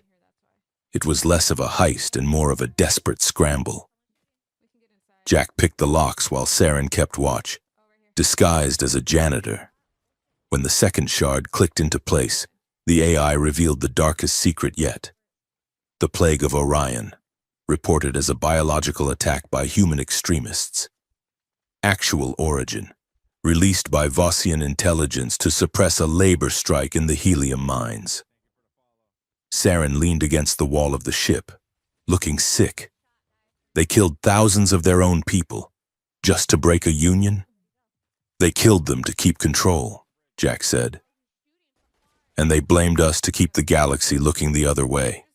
As the picture became clearer, so did the danger. The noose was tightening. Every jump brought them closer to a patrol. Every time they docked for fuel, they saw their faces on the wanted posters. The tension in the small ship was suffocating, but it was also clarifying. One night, while drifting in the shadow of a gas giant to recharge the engines, the banter that had defined their early relationship returned. It was a shield against the darkness. Jack was trying to bypass a security lockout on the ship's comms array. He threw a wrench across the cockpit in frustration. Damn it! Jack yelled. This system requires 3 separate authorization forms just to open a frequency. I swear the galaxy should fear human bureaucracy more than human weapons. We do not kill you. We just make you fill out paperwork until you die of old age. Saren looked up from a data pad. She was eating a ration bar with a fork, a habit she refused to break. Do not underestimate the lethality of manners. Jack, she said. You humans are blunt instruments. Aliens are experts in weaponized etiquette. We can insult your ancestors, declare war, and seize your assets, all while complimenting your tie. It is a much more refined way to destroy a civilization. Jack laughed. It was a dry, rusty sound. Remind me to never let you negotiate my surrender, he said. You would probably thank the firing squad for their punctuality. I would certainly critique their posture, Saren replied with a faint smile. The smile faded as Jack looked at her. The humor slipped away, leaving the raw, aching reality of their situation. He walked over to her. He took the fork from her hand and set it down. We are going to die doing this, aren't we? Jack asked softly. Statistically, Saren said, yes, the probability of survival is less than 4%. Jack nodded. He pulled her out of the chair and into his arms. I have taken worse odds, he said. He kissed her. It was slow, deliberate, and defiant. It was a claim. I am here. You are here. To hell with the rest of them. Saren melted against him. For a moment, she allowed herself to just be a woman, not a princess or a traitor or a symbol. She buried her face in his neck, breathing in the scent of engine grease and human skin. If we burn, she whispered against his skin, we burn together. That is the best offer I have had in years, Jack said. They found the final shard. The mother of records was whole. The AI projected a full, comprehensive timeline of 3 centuries of manufactured conflict. It was undeniable proof. Emails, bank transfers, recorded comms, video evidence of staged massacres. It was enough to topple the council. It was enough to shatter the hegemony. But having the truth and sharing it were 2 different things. We need a broadcast tower, Jack said, looking at the star map. The mule's transmitter is too weak. We need something with galactic reach. Saren pointed to a massive structure orbiting the planet of Ethelgard. The Spire of Voices, she said. It is the central cathedral of the ecclesiarchy. They broadcast prayers to every system in the sector. The signal strength is absolute. It overrides local jamming. It is also the most heavily guarded church in the universe, Jack noted. We do not need to fight our way in, Saren said. We need to be invited. She looked at Jack. I know someone, a human. He is a high-ranking liaison to the council. He was my mentor when I first joined the Corps. He is the one who taught me that truth was the only currency that matters. Jack was skeptical. A politician? He is a good man. Jack. Director Sterling. He has been sending coded messages on the emergency frequencies. He says he can help us. He says he can get us into the spire. Jack looked at the blinking light of the message. It was a risk. A massive, potentially fatal risk. If he turns on us, we are trapped, Jack said. If we do not try, the truth dies on this hard drive, Saren countered. Jack sighed. He checked his pistol. Call him, Jack said. Tell him we are coming to church. The Spire of Voices was a breathtaking needle of white ceramic and gold, floating in the upper atmosphere of Ethelgard. It was a place of silence and reverence, where the chants of monks were beamed across the vacuum. Jack and Saren arrived in a stolen diplomatic shuttle, using codes provided by Director Sterling. They were dressed in the heavy hooded robes of pilgrims, a disguise that offered concealment but zero protection. They moved through the vast, echoing halls. The air smelled of incense and recycled ozone. Security drones hovered silently near the vaulted ceilings. This way, Saren whispered. The central uplink is in the nave of echoes. They reached the massive double doors of the nave. Standing there, flanked by 2 human guards, was Director Sterling. Director, he was an older man, distinguished, with silver hair and a face carved from granite. He looked relieved as he saw them. Saren, he said, stepping forward. Thank the stars. I thought the hunters had caught you. Uncle Silas, Saren said, lowering her hood. She looked exhausted but relieved. We have it. The ledger. It proves everything. Sterling nodded gravely. I knew you would succeed. You always were the brightest of them. Saren, come. The console is prepped. We have a narrow window before the council refreshes the encryption keys. He led them into the nave. It was a circular room dominated by a massive pillar of light, the transmitter beam.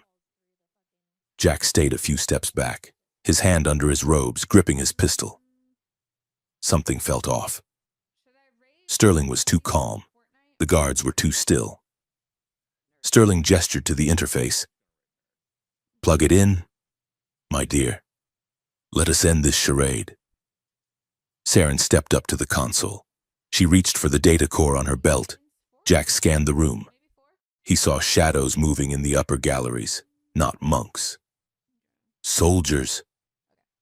"Saren, stop!" Jack yelled. It was too late. Sterling's expression didn't change, but the tone of the room shifted instantly. The doors slammed shut. From the shadows, a dozen figures emerged. Half were Vossian elite guards. The other half were human corporate mercenaries wearing the insignia of Void Corp. Sterling sighed. "You always were impatient. Commander Rourke." Saren froze, her hand on the drive. She looked at Sterling, confusion warring with horror on her face. "Uncle Silas, what is this?" "It is the real world." "Saren," Sterling said, his voice smooth and regretful. "Did you really think the wars were just accidents? Did you think we didn't know? You are part of it?" Saren whispered. "I am a realist," Sterling said. "Peace is stagnation. Saren, war drives innovation. It drives the economy. It keeps the outer systems in line. We need the monsters. We need the fear." He held out his hand. "Give me the drive. Saren, you can walk away. We have arranged a quiet exile for you, a nice estate in the nebulas. You can live out your days in comfort, or you can die here as a martyr for a failed cause." Jack stepped up beside Saren, his pistol drawn. "She is not giving you anything." "Sterling," Jack growled. Sterling looked at Jack with pity. "You are a soldier. Rourke, you should understand. You are a tool, a hammer. Do not try to be the architect." Jack looked at Saren. She was staring at Sterling, her heart breaking in real time. The betrayal was absolute. The man who had taught her honor was selling a forever war for a seat at the table. Saren looked down at the ledger. Then she looked at Jack. Jack nodded. A microscopic movement. "I am with you." Saren looked back at Sterling. Her face hardened. The princess was gone. The diplomat was gone. All that was left was the weapon she had chosen to become. "I am not a hammer," Saren said. She slammed the data core into the port. "Upload!" Saren screamed. "Kill them!" Sterling shouted. The room erupted.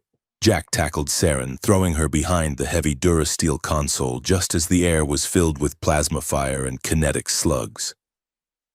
Jack popped up, firing blindly. He hit a mercenary, dropping him. "Keep it running!" Jack yelled. Saren was frantically typing commands. The interface bar was filling up.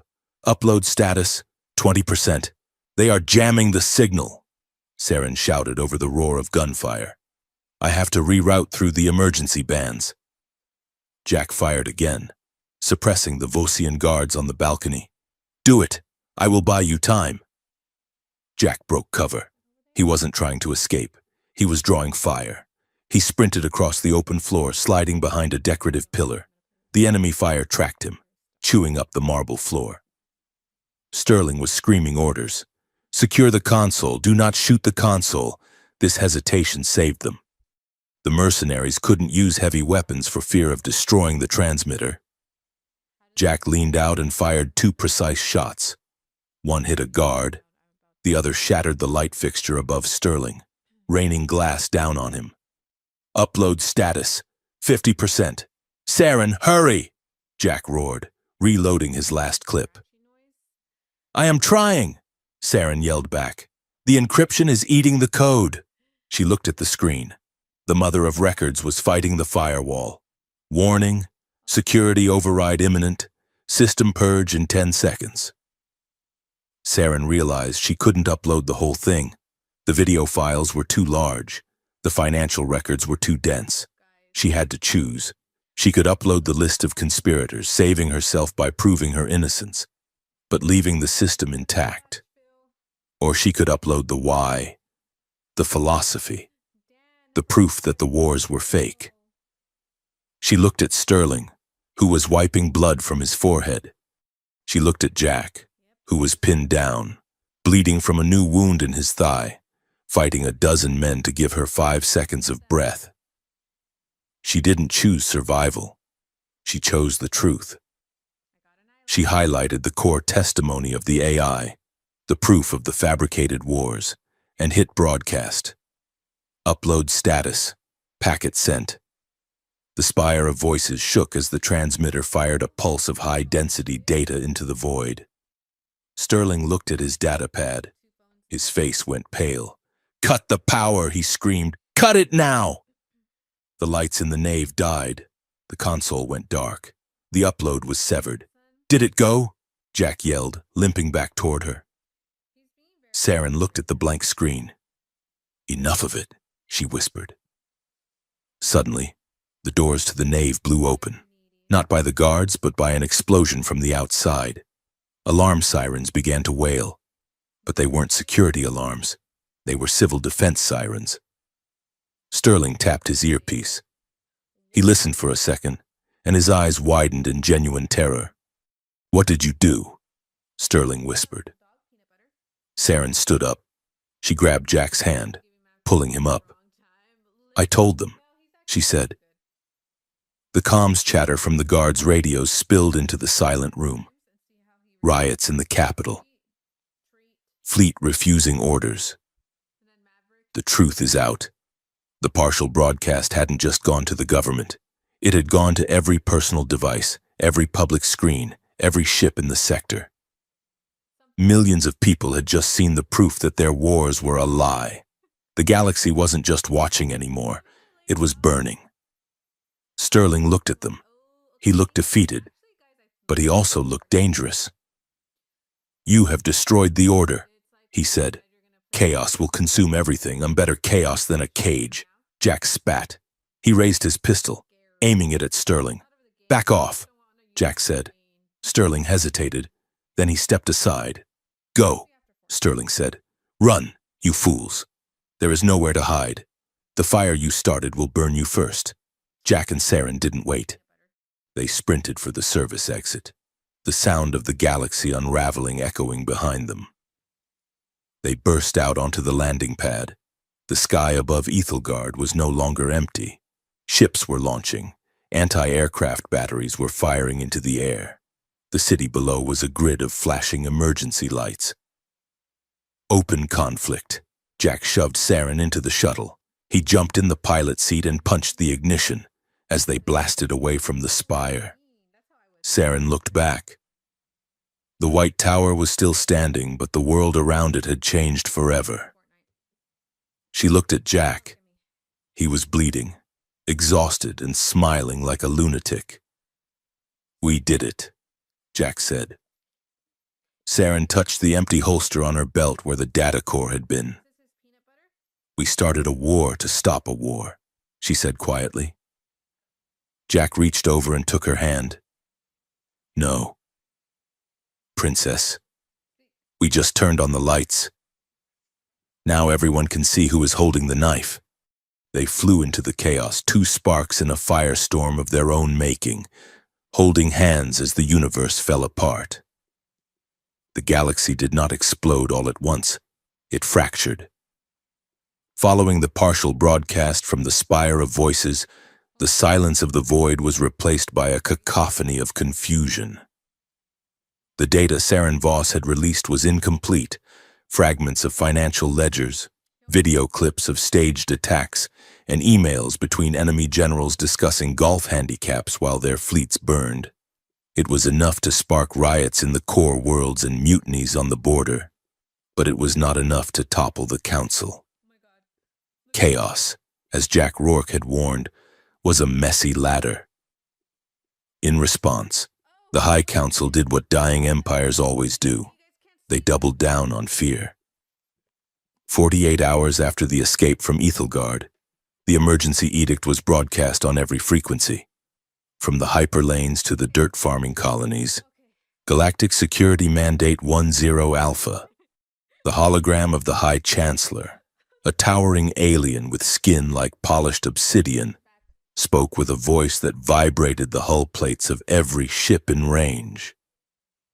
The terrorist faction led by the traitor Saren Voss and the human rogue Jack Rourke seeks to destabilize our peace.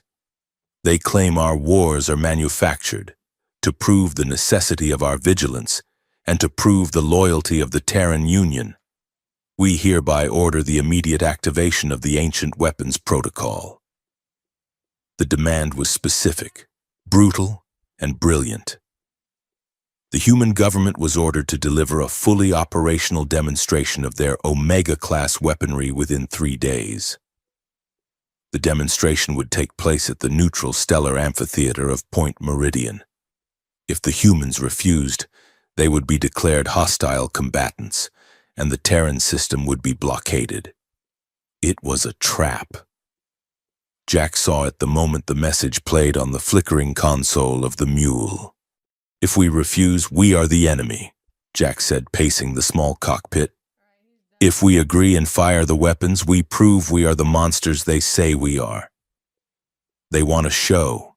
They want us to blow something up so they can point at the explosion and say, 'Look, this is why you need us to protect you.'" Saren sat in the co-pilot seat, her face pale but her eyes burning with a cold, terrifying resolve. "It is theater," she said. "It is a political stage play meant to justify preemptive domination. They do not care about the weapon. They care about the narrative." "Then we have to change the script," Jack said. He stopped pacing. "They want a demonstration? Fine. Let us give them one. But not the one they ordered. They could not do it alone." The two of them were fugitives, hunted by every bounty guild in the sector. To pull off a counter-coup on a galactic stage, they needed an army, or at least a caste. They found sanctuary in the Rust Belt of the Sigma Cluster, a lawless zone of scrapyards and pirate havens where the Council's sensors were blinded by magnetic storms. There, amidst the skeletons of dead starships, they assembled a coalition of the unwanted. It started with the Archivist's network. Though the old cyborg was gone, his contacts remained. Encrypted channels lit up. First came the Historians, a group of disgraced academics who had been fired for refusing to teach the Council's sanitized version of events. They brought data, maps, and the ability to verify the truth. Then came the defectors. Commander Holloway, a former rival of Jack's who had been ordered to fire on a civilian transport during the border skirmishes, arrived in a stolen frigate. He brought 30 veterans who were tired of having nightmares about orders that made no sense. Finally, and most surprisingly, came the younger generation of the alien nobility. They arrived in sleek chrome yachts that looked out of place against the rust. They were led by Kalen, a Vossian lordling who had been Saren's classmate at the academy. He wore the silk robes of his station, but his eyes held the same disillusionment that Saren felt. "We are tired of the lies." "Saren," Kalen said, bowing formally to her in the cargo bay of the Mule. "We were raised to believe we were the shepherds of the galaxy. We did not know we were just the butchers." Jack looked at the group assembled in the hangar. It was a motley crew, soldiers with PTSD, scholars with ink-stained fingers, and aristocrats who had never held a weapon. "This is not a strike team," Jack muttered to Saren. "It is a traveling circus. It is perfect," Saren replied. "We do not need to outgun the Council. Jack, we need to outperform them." The plan was simple and incredibly dangerous. The Terran Union, terrified of the blockade, had already dispatched a carrier carrying the ancient weapons, specifically a restored battery of atmospheric railguns and a stockpile of fusion-tipped cruise missiles. "We are going to hijack the presentation," Jack explained to the group. "The Council expects a fireworks display. We are going to give them a history lesson." The night before the operation, the pressure began to fracture the fragile alliances. Jack received a priority transmission on a secure, encrypted frequency that bypassed the Mule's filters. It was a signature he recognized. Void Corp. Jack took the call in the airlock. Sealing the door, a hologram shimmered into existence. It was Marcus Sterling, the CEO of the largest defense contractor in human space. He sat in a high-backed leather chair, sipping a glass of amber liquid. "Commander Rourke," Sterling said. "Or should I say, Citizen Rourke. You look tired. What do you want?" "Sterling?" Jack asked, leaning against the cold metal of the airlock. "I want to offer you a parachute," Sterling said. He swirled his drink. "This crusade of yours is noble, Jack, truly, but it is doomed. The Council has 3 fleet battle groups converging on Point Meridian. You are going to die. And for what? To prove a point? I am doing it to stop you from selling our souls for a profit margin," Jack said. Sterling laughed. It was a rich, confident sound. "We are not selling souls, Jack. We are selling security.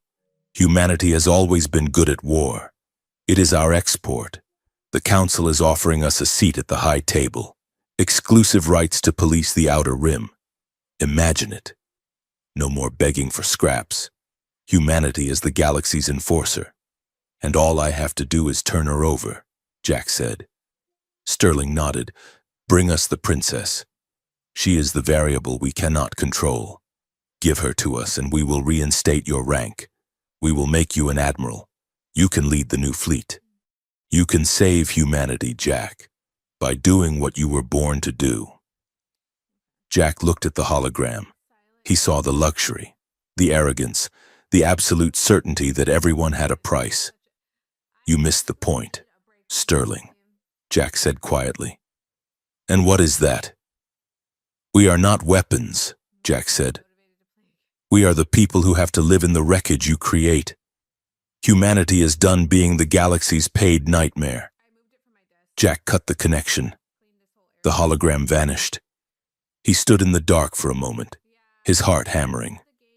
He knew Sterling was right about the fleets. The odds were suicide. But as he touched the scar on his face, he knew he would rather die a rogue than live as a paid dog. While Jack faced the devil in the airlock, Saren faced a ghost in the cockpit. She had initiated a link with her mentor, Valakor, the old Vossian statesman who had taught her diplomacy, who had taught her how to hold a teacup and how to order an orbital bombardment with the same steady hand. Valakor's face appeared on the screen. He looked older, his gray skin sallow. "You have disappointed me, Saren," Valakor said. His voice was not angry. It was sad. "That was worse." "I have told the truth," Saren said, standing straight, her hands clasped behind her back. "You have told a child's version of the truth," Valakor corrected. "You think peace comes from transparency? Peace comes from order, and order requires hierarchy. You are destroying the very structure that keeps the galaxy from eating itself." "I am destroying a cage," Saren said. "And for what?" Valakor asked. "For a human?" Saren did not flinch. "For the ledger. For the integrity of the records." "Do not lie to me," Valakor snapped. "I have seen the reports. I have seen how you look at him. You have let your biology override your duty. It is a selfish weakness. Saren, you are risking billions of lives for a chemical reaction you call love." Saren looked at the man she had once revered. She realized he was small. He was terrified of a universe he could not control. "It is not a weakness, Valakor," she said softly. "To want something without needing to own it? To trust someone without a contract?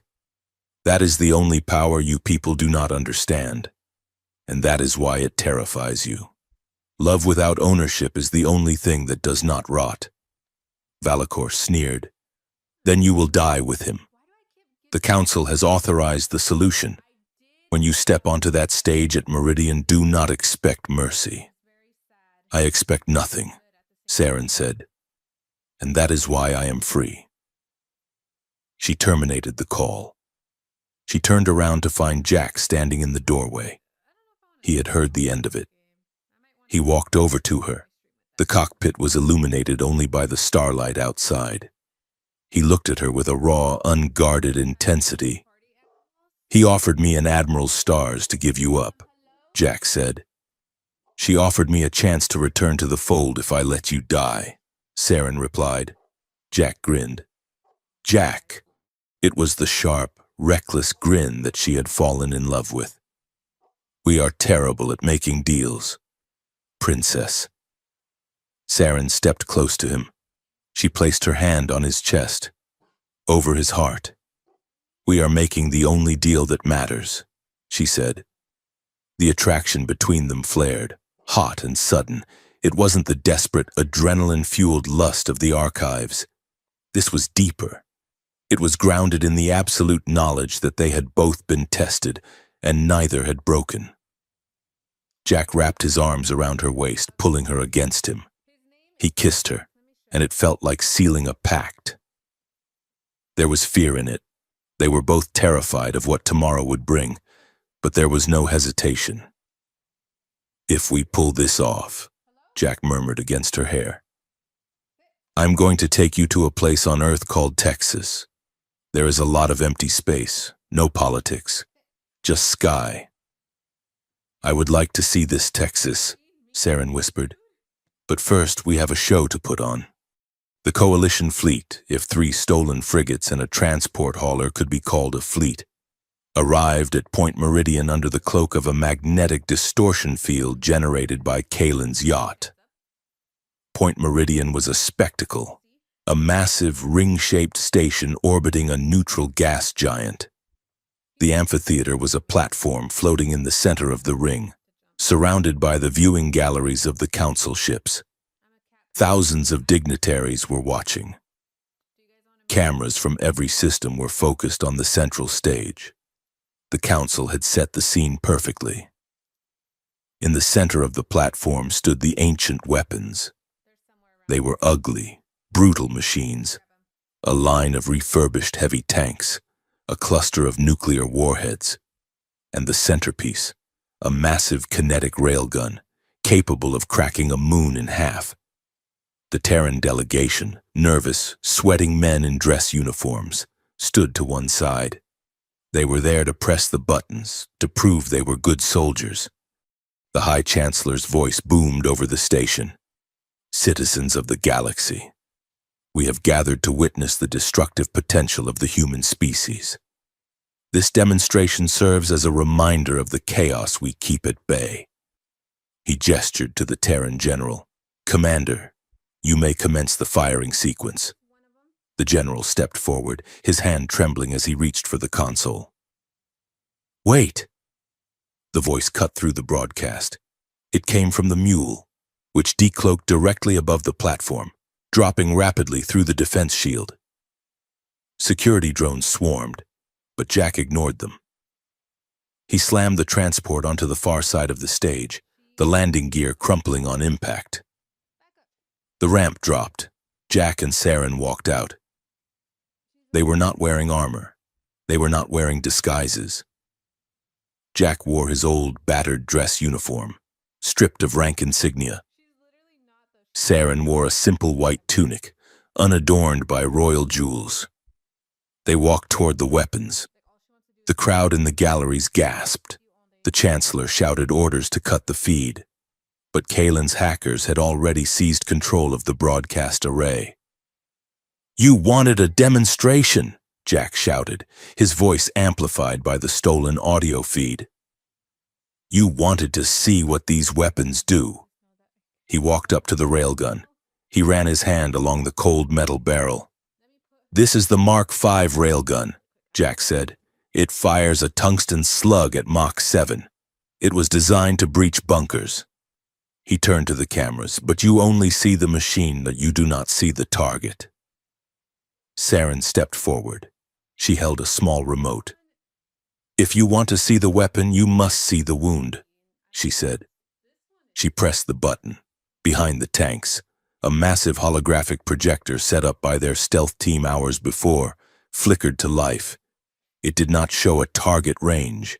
It showed a hospital, It showed the aftermath of the Battle of Elysium, a conflict fought with these exact weapons 2 centuries ago. It showed the crushed buildings. It showed the bodies. It showed the silence. Then, the hologram changed. It showed the humans who had fired the guns. It showed veterans sitting in therapy circles, weeping. It showed the letters written by soldiers begging for forgiveness. Jack walked to the center of the stage. "You asked us to recreate our ancient weapons," he said. "You thought they were tools of power, but to us, they are monuments of shame." He pointed at the council viewing box. "You want us to fire them? You want to see the fire?" He looked at the Terran general, who was staring at him with wide eyes. "General," Jack said gently, "do not fire at the target drone." The general hesitated. Jack looked at the council. "Which war do you want them for?" Jack asked, repeating the line that had started it all. "Because we are done fighting yours." The crowd in the galleries was silent. The narrative had shattered. The council had promised a show of strength, and Jack and Saren had given them a funeral. But the council had a backup plan. Jack saw it first, the glint of a scope in the upper rigging of the station. "Saren!" Jack yelled. He moved to shield her, but he was too far away. The twist was not a political maneuver. It was a bullet. The council had never intended for Saren to survive the day. The plan was simple: assassinate her on live television, blame a rogue human extremist from Jack's crew, and use her martyrdom to justify the total occupation of Earth. The shot rang out, but it did not hit Saren. It hit the energy shield that snapped into existence around her. Kalen, up in the gallery, had activated his family's personal defense drones. He had betrayed his own caste to save her. "Sniper!" Jack roared. The platform erupted into chaos. The Terran soldiers, realizing they were being framed, turned their weapons outward, forming a protective ring around Jack and Saren. The assassin fired again, the kinetic rounds hammering against the flickering shield. Jack looked at Saren. She was alive. She was angry. "They tried to kill you on live feeds," Jack said. "They just made their last mistake," Saren said. She grabbed the microphone. "Citizens," she shouted. Look at who is firing." The cameras, controlled by the coalition, zoomed in on the sniper's nest. They revealed the black armor of the Imperial Shadow Guard. "The Council is trying to execute me," Saren screamed. "Because I refuse to be your monster." The galaxy watched. There was no spinning this. There was no propaganda that could cover up a government death squad firing on an unarmed princess. In the council box, the Chancellor smashed his fist onto the railing. "Kill them all," he ordered. "Cut the platform. Drop it into the gas giant." The station shuddered. The magnetic clamps holding the amphitheater began to disengage. Jack looked at the abyss opening up beneath them. The gas giant swirled below, a cauldron of orange storms. "They are dropping the stage," Jack said. He looked at the railgun. "General!" Jack shouted to the terrified officer. "Is that gun loaded?" "Yes," the general yelled. "But we have no target." Jack pointed up, directly at the magnetic clamp mechanism holding them to the station. "Aim for the locking pin," Jack ordered. "But that is structural," the general protested. "If you do not shoot it, we fall," Jack yelled. "Fire the damn gun." The general scrambled into the gunner's seat. He spun the massive turret. "Cover your ears." Jack grabbed Saren and pulled her down behind the tank treads. The railgun fired. The sound was not a bang. It was a physical blow that knocked the wind out of everyone on the platform. The tungsten slug slammed into the station's support strut at Mach 7. It didn't just break the lock. It shattered the entire lower ring of the station. The amphitheater didn't fall. It swung. Tethered by the remaining 3 struts, The platform swung wildly out into space, away from the station, dangling over the planet like a pendulum. The sudden motion threw the shadow guards off their feet. On the bridge of the Mule, Holloway was waiting. "Now!" Jack screamed into his comms. The Coalition fleet, the 3 frigates and the pirate hauler, dove out of the clouds of the gas giant. They hadn't been hiding in space. They had been hiding in the upper atmosphere. They swarmed the station, their weapons targeting the Council's flagship. "We are not here to fight," Saren broadcast. "We are here to extract." The Mule hovered over the swinging platform. Cables dropped down. Jack and Saren clipped on. As they were lifted into the air, Jack looked back at the Council box. He saw the Chancellor staring at them, impotent rage etched on his alien features. Jack offered a sharp, sarcastic salute. "Class dismissed," Jack muttered. They were hauled into the cargo bay of the Mule just as the Coalition ships punched their afterburners, scattering into the void before the heavy Council fleets could lock on. Inside the cargo bay, the adrenaline crash hit them like a physical weight. Saren collapsed onto a crate, her white tunic stained with grease and soot. She was shaking. Jack walked over to her. He checked her for wounds. "You are okay," he said. "You are okay." Saren looked up at him. She began to laugh. It was a hysterical, breathless laugh. "We fired the ancient weapon," she said. We actually fired it." Jack smiled, wiping blood from his nose. "We missed the target," he said. "No," Saren said, standing up and looking at the screen where the news feeds were showing the riots spreading across 1,000 worlds. She took Jack's hand. "We hit exactly what we aimed at. The trap had been sprung. But it wasn't the humans who were caught in it. It was the lie. Now, there was only one thing left to do: win the war." The standoff at the platform of Concord lasted for 12 hours before a single word was spoken. The platform was a colossal disk of white marble and durasteel, floating in the neutral zone between the inner core and the fringe. It was an ancient diplomatic site, designed to look like a flat, pristine island in the middle of the star-flecked void. Today, it was the center of a kill box. 3 massive Council battle fleets formed a sphere around the platform, their weapon ports open, their targeting scanners locked on the center of the disk. Facing them was the ragged, motley fleet of the Coalition. Jack and Saren's rebellion comprised of stolen frigates, pirate haulers, and the defecting vessels of the Vossian Honor Guard. The silence was heavy. It was the kind of silence that usually precedes an atrocity. Saren Voss stood in the center of the platform.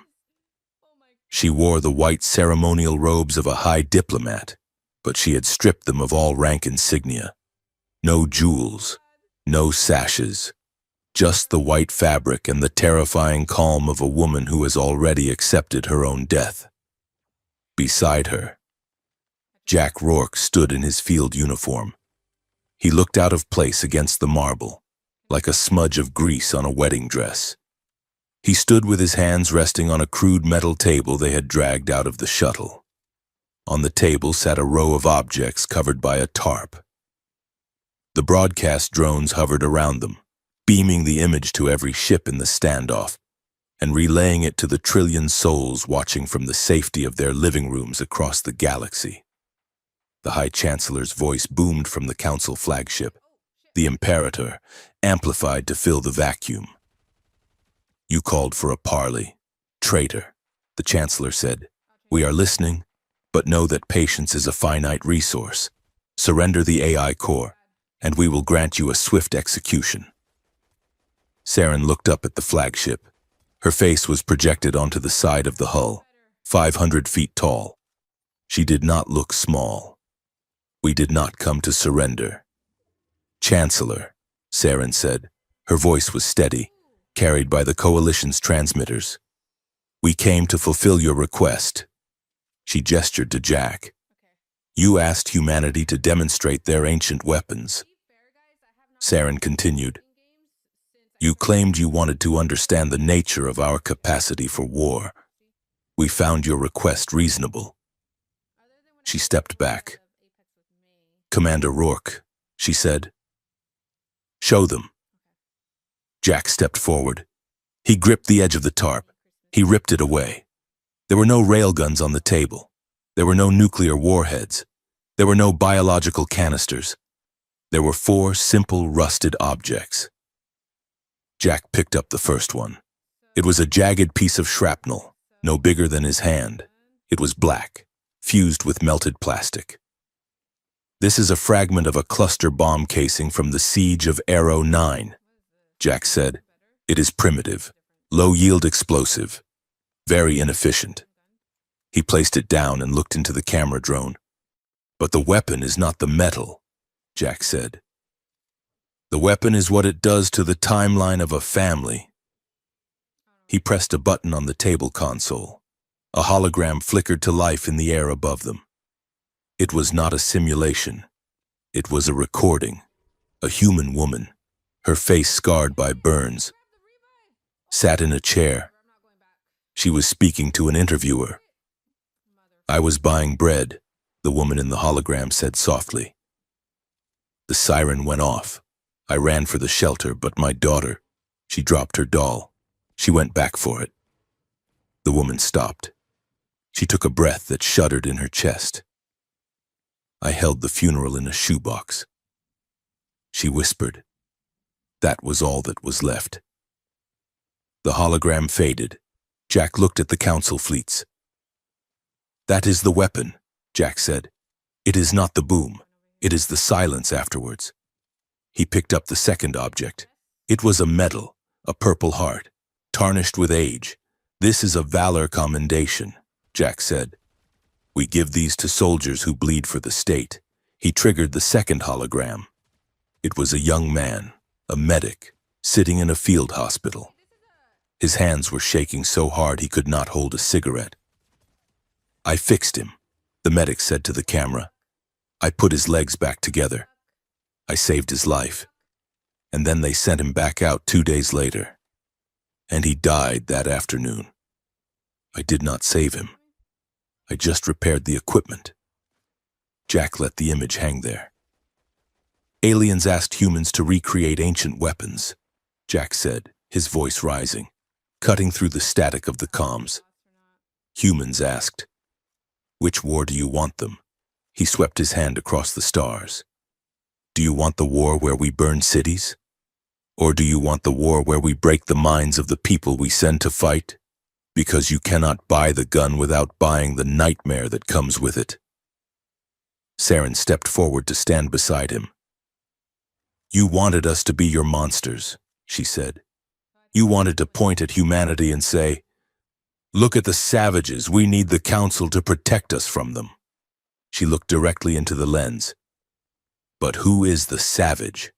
The soldier who pulls the trigger because he is ordered to? Or the politician who signs the order because it improves his stock portfolio? On the bridge of the Imperator, the Chancellor turned to his security chief. Enough, the Chancellor snarled. Cut the feed. Kill them. I cannot cut the feed, sir, the comms officer panicked. The signal is being boosted from inside our own formation. Then fire the kinetic strike. The Chancellor roared. Erase that platform. A single stealth corvette, positioned directly above the platform, received the encrypted order. The gunnery officer, a loyalist to the old regime, locked his targeting computer on Saren's white robes. He pressed the fire stud, down on the platform. Jack saw the flash of the muzzle flare before the sensors even registered it. Saren! He didn't dive for cover. He dove for her. But the shot never landed. A streak of plasma intercepted the kinetic slug in mid-flight, detonating at 50 meters above their heads in a blinding flash of orange fire. The smoke cleared. Hovering between the platform and the stealth corvette was a squadron of Vossian interceptors. They were painted in the royal colors, but their transponders were broadcasting a new code. "This is Captain Vorek of the Royal Guard." A voice crackled over the open frequency. "We decline the order to fire on the princess.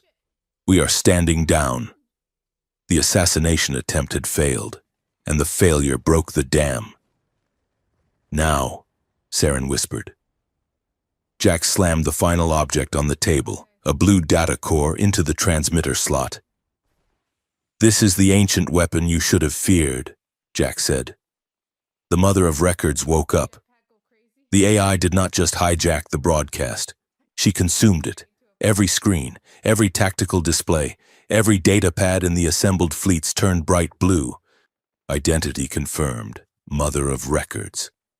The AI's voice thundered, no longer fragmented but terrifyingly whole, accessing the ledger of wars. The sky above the platform filled with data. It was a deluge of truth. Documents scrolled down the sides of hulls. Video logs played in the empty space between ships. The skirmish at Beta 4, fabricated by Void Corp to secure mining rights. The insurrection at Kralos, funded by the High Chancellor's private accounts. The Pirate Queen of the Rim, a paid actor on the council payroll. It went on and on. Decades of death, exposed as line items in a budget. The effect was immediate. On a council destroyer. The captain looked at the orders on his screen, orders to destroy the coalition, and then looked at the bank transfer records floating in the air that showed his own government funding the enemy he was supposed to fight. He turned off his weapon systems. "Engine room," the captain said. "Power down the main batteries. We are not firing." Across the fleet, the lights of weapon ports began to wink out, one by one. Then in clusters, the flagship Imperator was left alone, its guns still hot, surrounded by 1,000 ships that had suddenly decided they were done following orders. On the platform, Saren watched the red tactical markers turn green. She let out a breath she felt like she had been holding for 20 years. She tapped her comms link. "Citizens of the hegemony," Saren said, "soldiers of the Union." She looked up at the Imperator. "The war is over. The lie is dead." She reached up and unclasped the heavy silver brooch at her throat, the symbol of her royal house. She held it in her hand for a moment, feeling the weight of centuries of rule. Then she dropped it. It clattered onto the marble floor. "I renounce my seat on the High Council," Saren declared. "I renounce the title of princess. From this moment, I am a citizen of the galaxy, nothing more." She looked at Jack. "We offer a new compact. Not a treaty written by kings in a closed room, but a partnership. Humans, Vossians, Krell, everyone. We build a new table, and this time, no one sits at the head of it." The cheers that erupted from the coalition ships were deafening, vibrating through the vacuum-sealed hulls. But Jack did not cheer. He watched the fleets. He saw the hesitation. He saw the anger. He stepped up to the mic. "Do not think this ends today," Jack said. His voice was rough, cutting through the celebration. He pointed at the drifting ships. "You are all confused. You are angry. You want to find a new hero to worship. You want to look at us and say, 'They fixed it.'" He shook his head. "We didn't fix anything. We just broke the machine that was blinding you. The pieces are still there. The hate is still there." He looked at Saren, then back to the galaxy. "Do not make humans your moral compass. We are not saviors. We are capable of the same cruelty as the Council. We just happen to be better at remembering our mistakes." He leaned in close to the camera. "The new order is simple. Every civilization is capable of becoming a monster, and every monster is capable of change. You have to choose, every single day, which one you are going to be." He cut the feed. The broadcast died. The silence returned to the platform, but it was a different kind of silence. It was the silence of a fever breaking. 1 week later, the galaxy was a mess. The council had dissolved into infighting factions. The trade guilds were in a panic. The border worlds were declaring independence. It was chaos, but it was honest chaos. On the observation deck of the station of Concord, Jack stood looking out at the stars. He was wearing civilian clothes, a simple jacket and trousers. He felt lighter, as if gravity had finally decided to leave him alone. Saren walked up beside him. She was wearing a gray flight suit, her hair tied back in a practical ponytail. She held 2 cups of coffee, synthetic blend, she said, handing him one. The real stuff is still rationed. Jack took the cup. I can live with synthetic. He took a sip and grimaced. It tasted like burnt copper. So, Jack said, the interim government wants you to run the transition committee. They say you are the only one the fleets will listen to. I declined, Saren said. Jack raised an eyebrow. You turned down power? Again? That is becoming a habit. I told them that a transition needs administrators, not symbols. Saren said, I am too much of a symbol right now. I need to disappear for a while. Let the work happen without my shadow falling over it. And where will you go? Jack asked. Saren leaned against the railing, her shoulder touching his. I heard there is a place called Texas, she said. I am told the sky is very big there. Jack smiled. It was a slow, genuine smile. It is hot, Jack warned. And the insects are the size of your thumb. And the coffee is worse than this. Saren looked at him. Her violet eyes were clear, stripped of the political calculus that had defined her life. Is there quiet? She asked. Yeah, Jack said. There is plenty of quiet. Then I will take my chances with the insects, she said. She turned to face him. What about you, Jack? The Union offered you your commission back, Admiral Rourke. It has a ring to it. Jack looked at his reflection in the glass. He saw the scar. He saw the gray in his beard. I am done with uniforms, Jack said. I spent my whole life preparing for the next war. I think I would like to try living in the peace for a bit. See if I am any good at it. He set the coffee down. Besides, he said, I have a partner who is a terrible pilot. If I let her fly to Earth alone, she will probably crash into the moon. Saren laughed. It was a sound Jack wanted to bottle and keep on a shelf. I am an excellent pilot, she protested. I just have a different relationship with gravity. Jack reached out and took her hand, his calloused fingers interlaced with her elegant ones. We are going to be ordinary. Saren, he said. No speeches, no cameras, just paying taxes and fixing the roof. Can you handle that? Saren squeezed his hand. It sounds like the most dangerous mission of my life, she said. I am in. They stood there for a long time, watching the ships depart. The great fleets were dispersing, heading home to uncertain futures. The ancient weapons were being dismantled, their components repurposed for reactors and medical scanners. The war was not gone. Greed would return, fear would return. The galaxy was a wheel, and it would turn again. But for now, the machinery was broken. Jack looked at the woman beside him. He thought about the weapon he had feared most, the idea that they were destined to be enemies. He realized the archivist was right. The deadliest ancient weapon wasn't the bomb. It was the story. The story that said we are good and they are evil. The story that turned neighbors into targets. They had disarmed that weapon, not with a bigger gun, but with a harder truth. Jack pulled Saren close. Ready to go home? He asked. Saren rested her head on his shoulder. Which home? She asked playfully. Jack looked at the stars. The one we build, he said. They turned and walked away from the viewport, leaving the galaxy to heal itself, hand in hand, stepping into the terrifying, beautiful unknown of a life without a war to fight.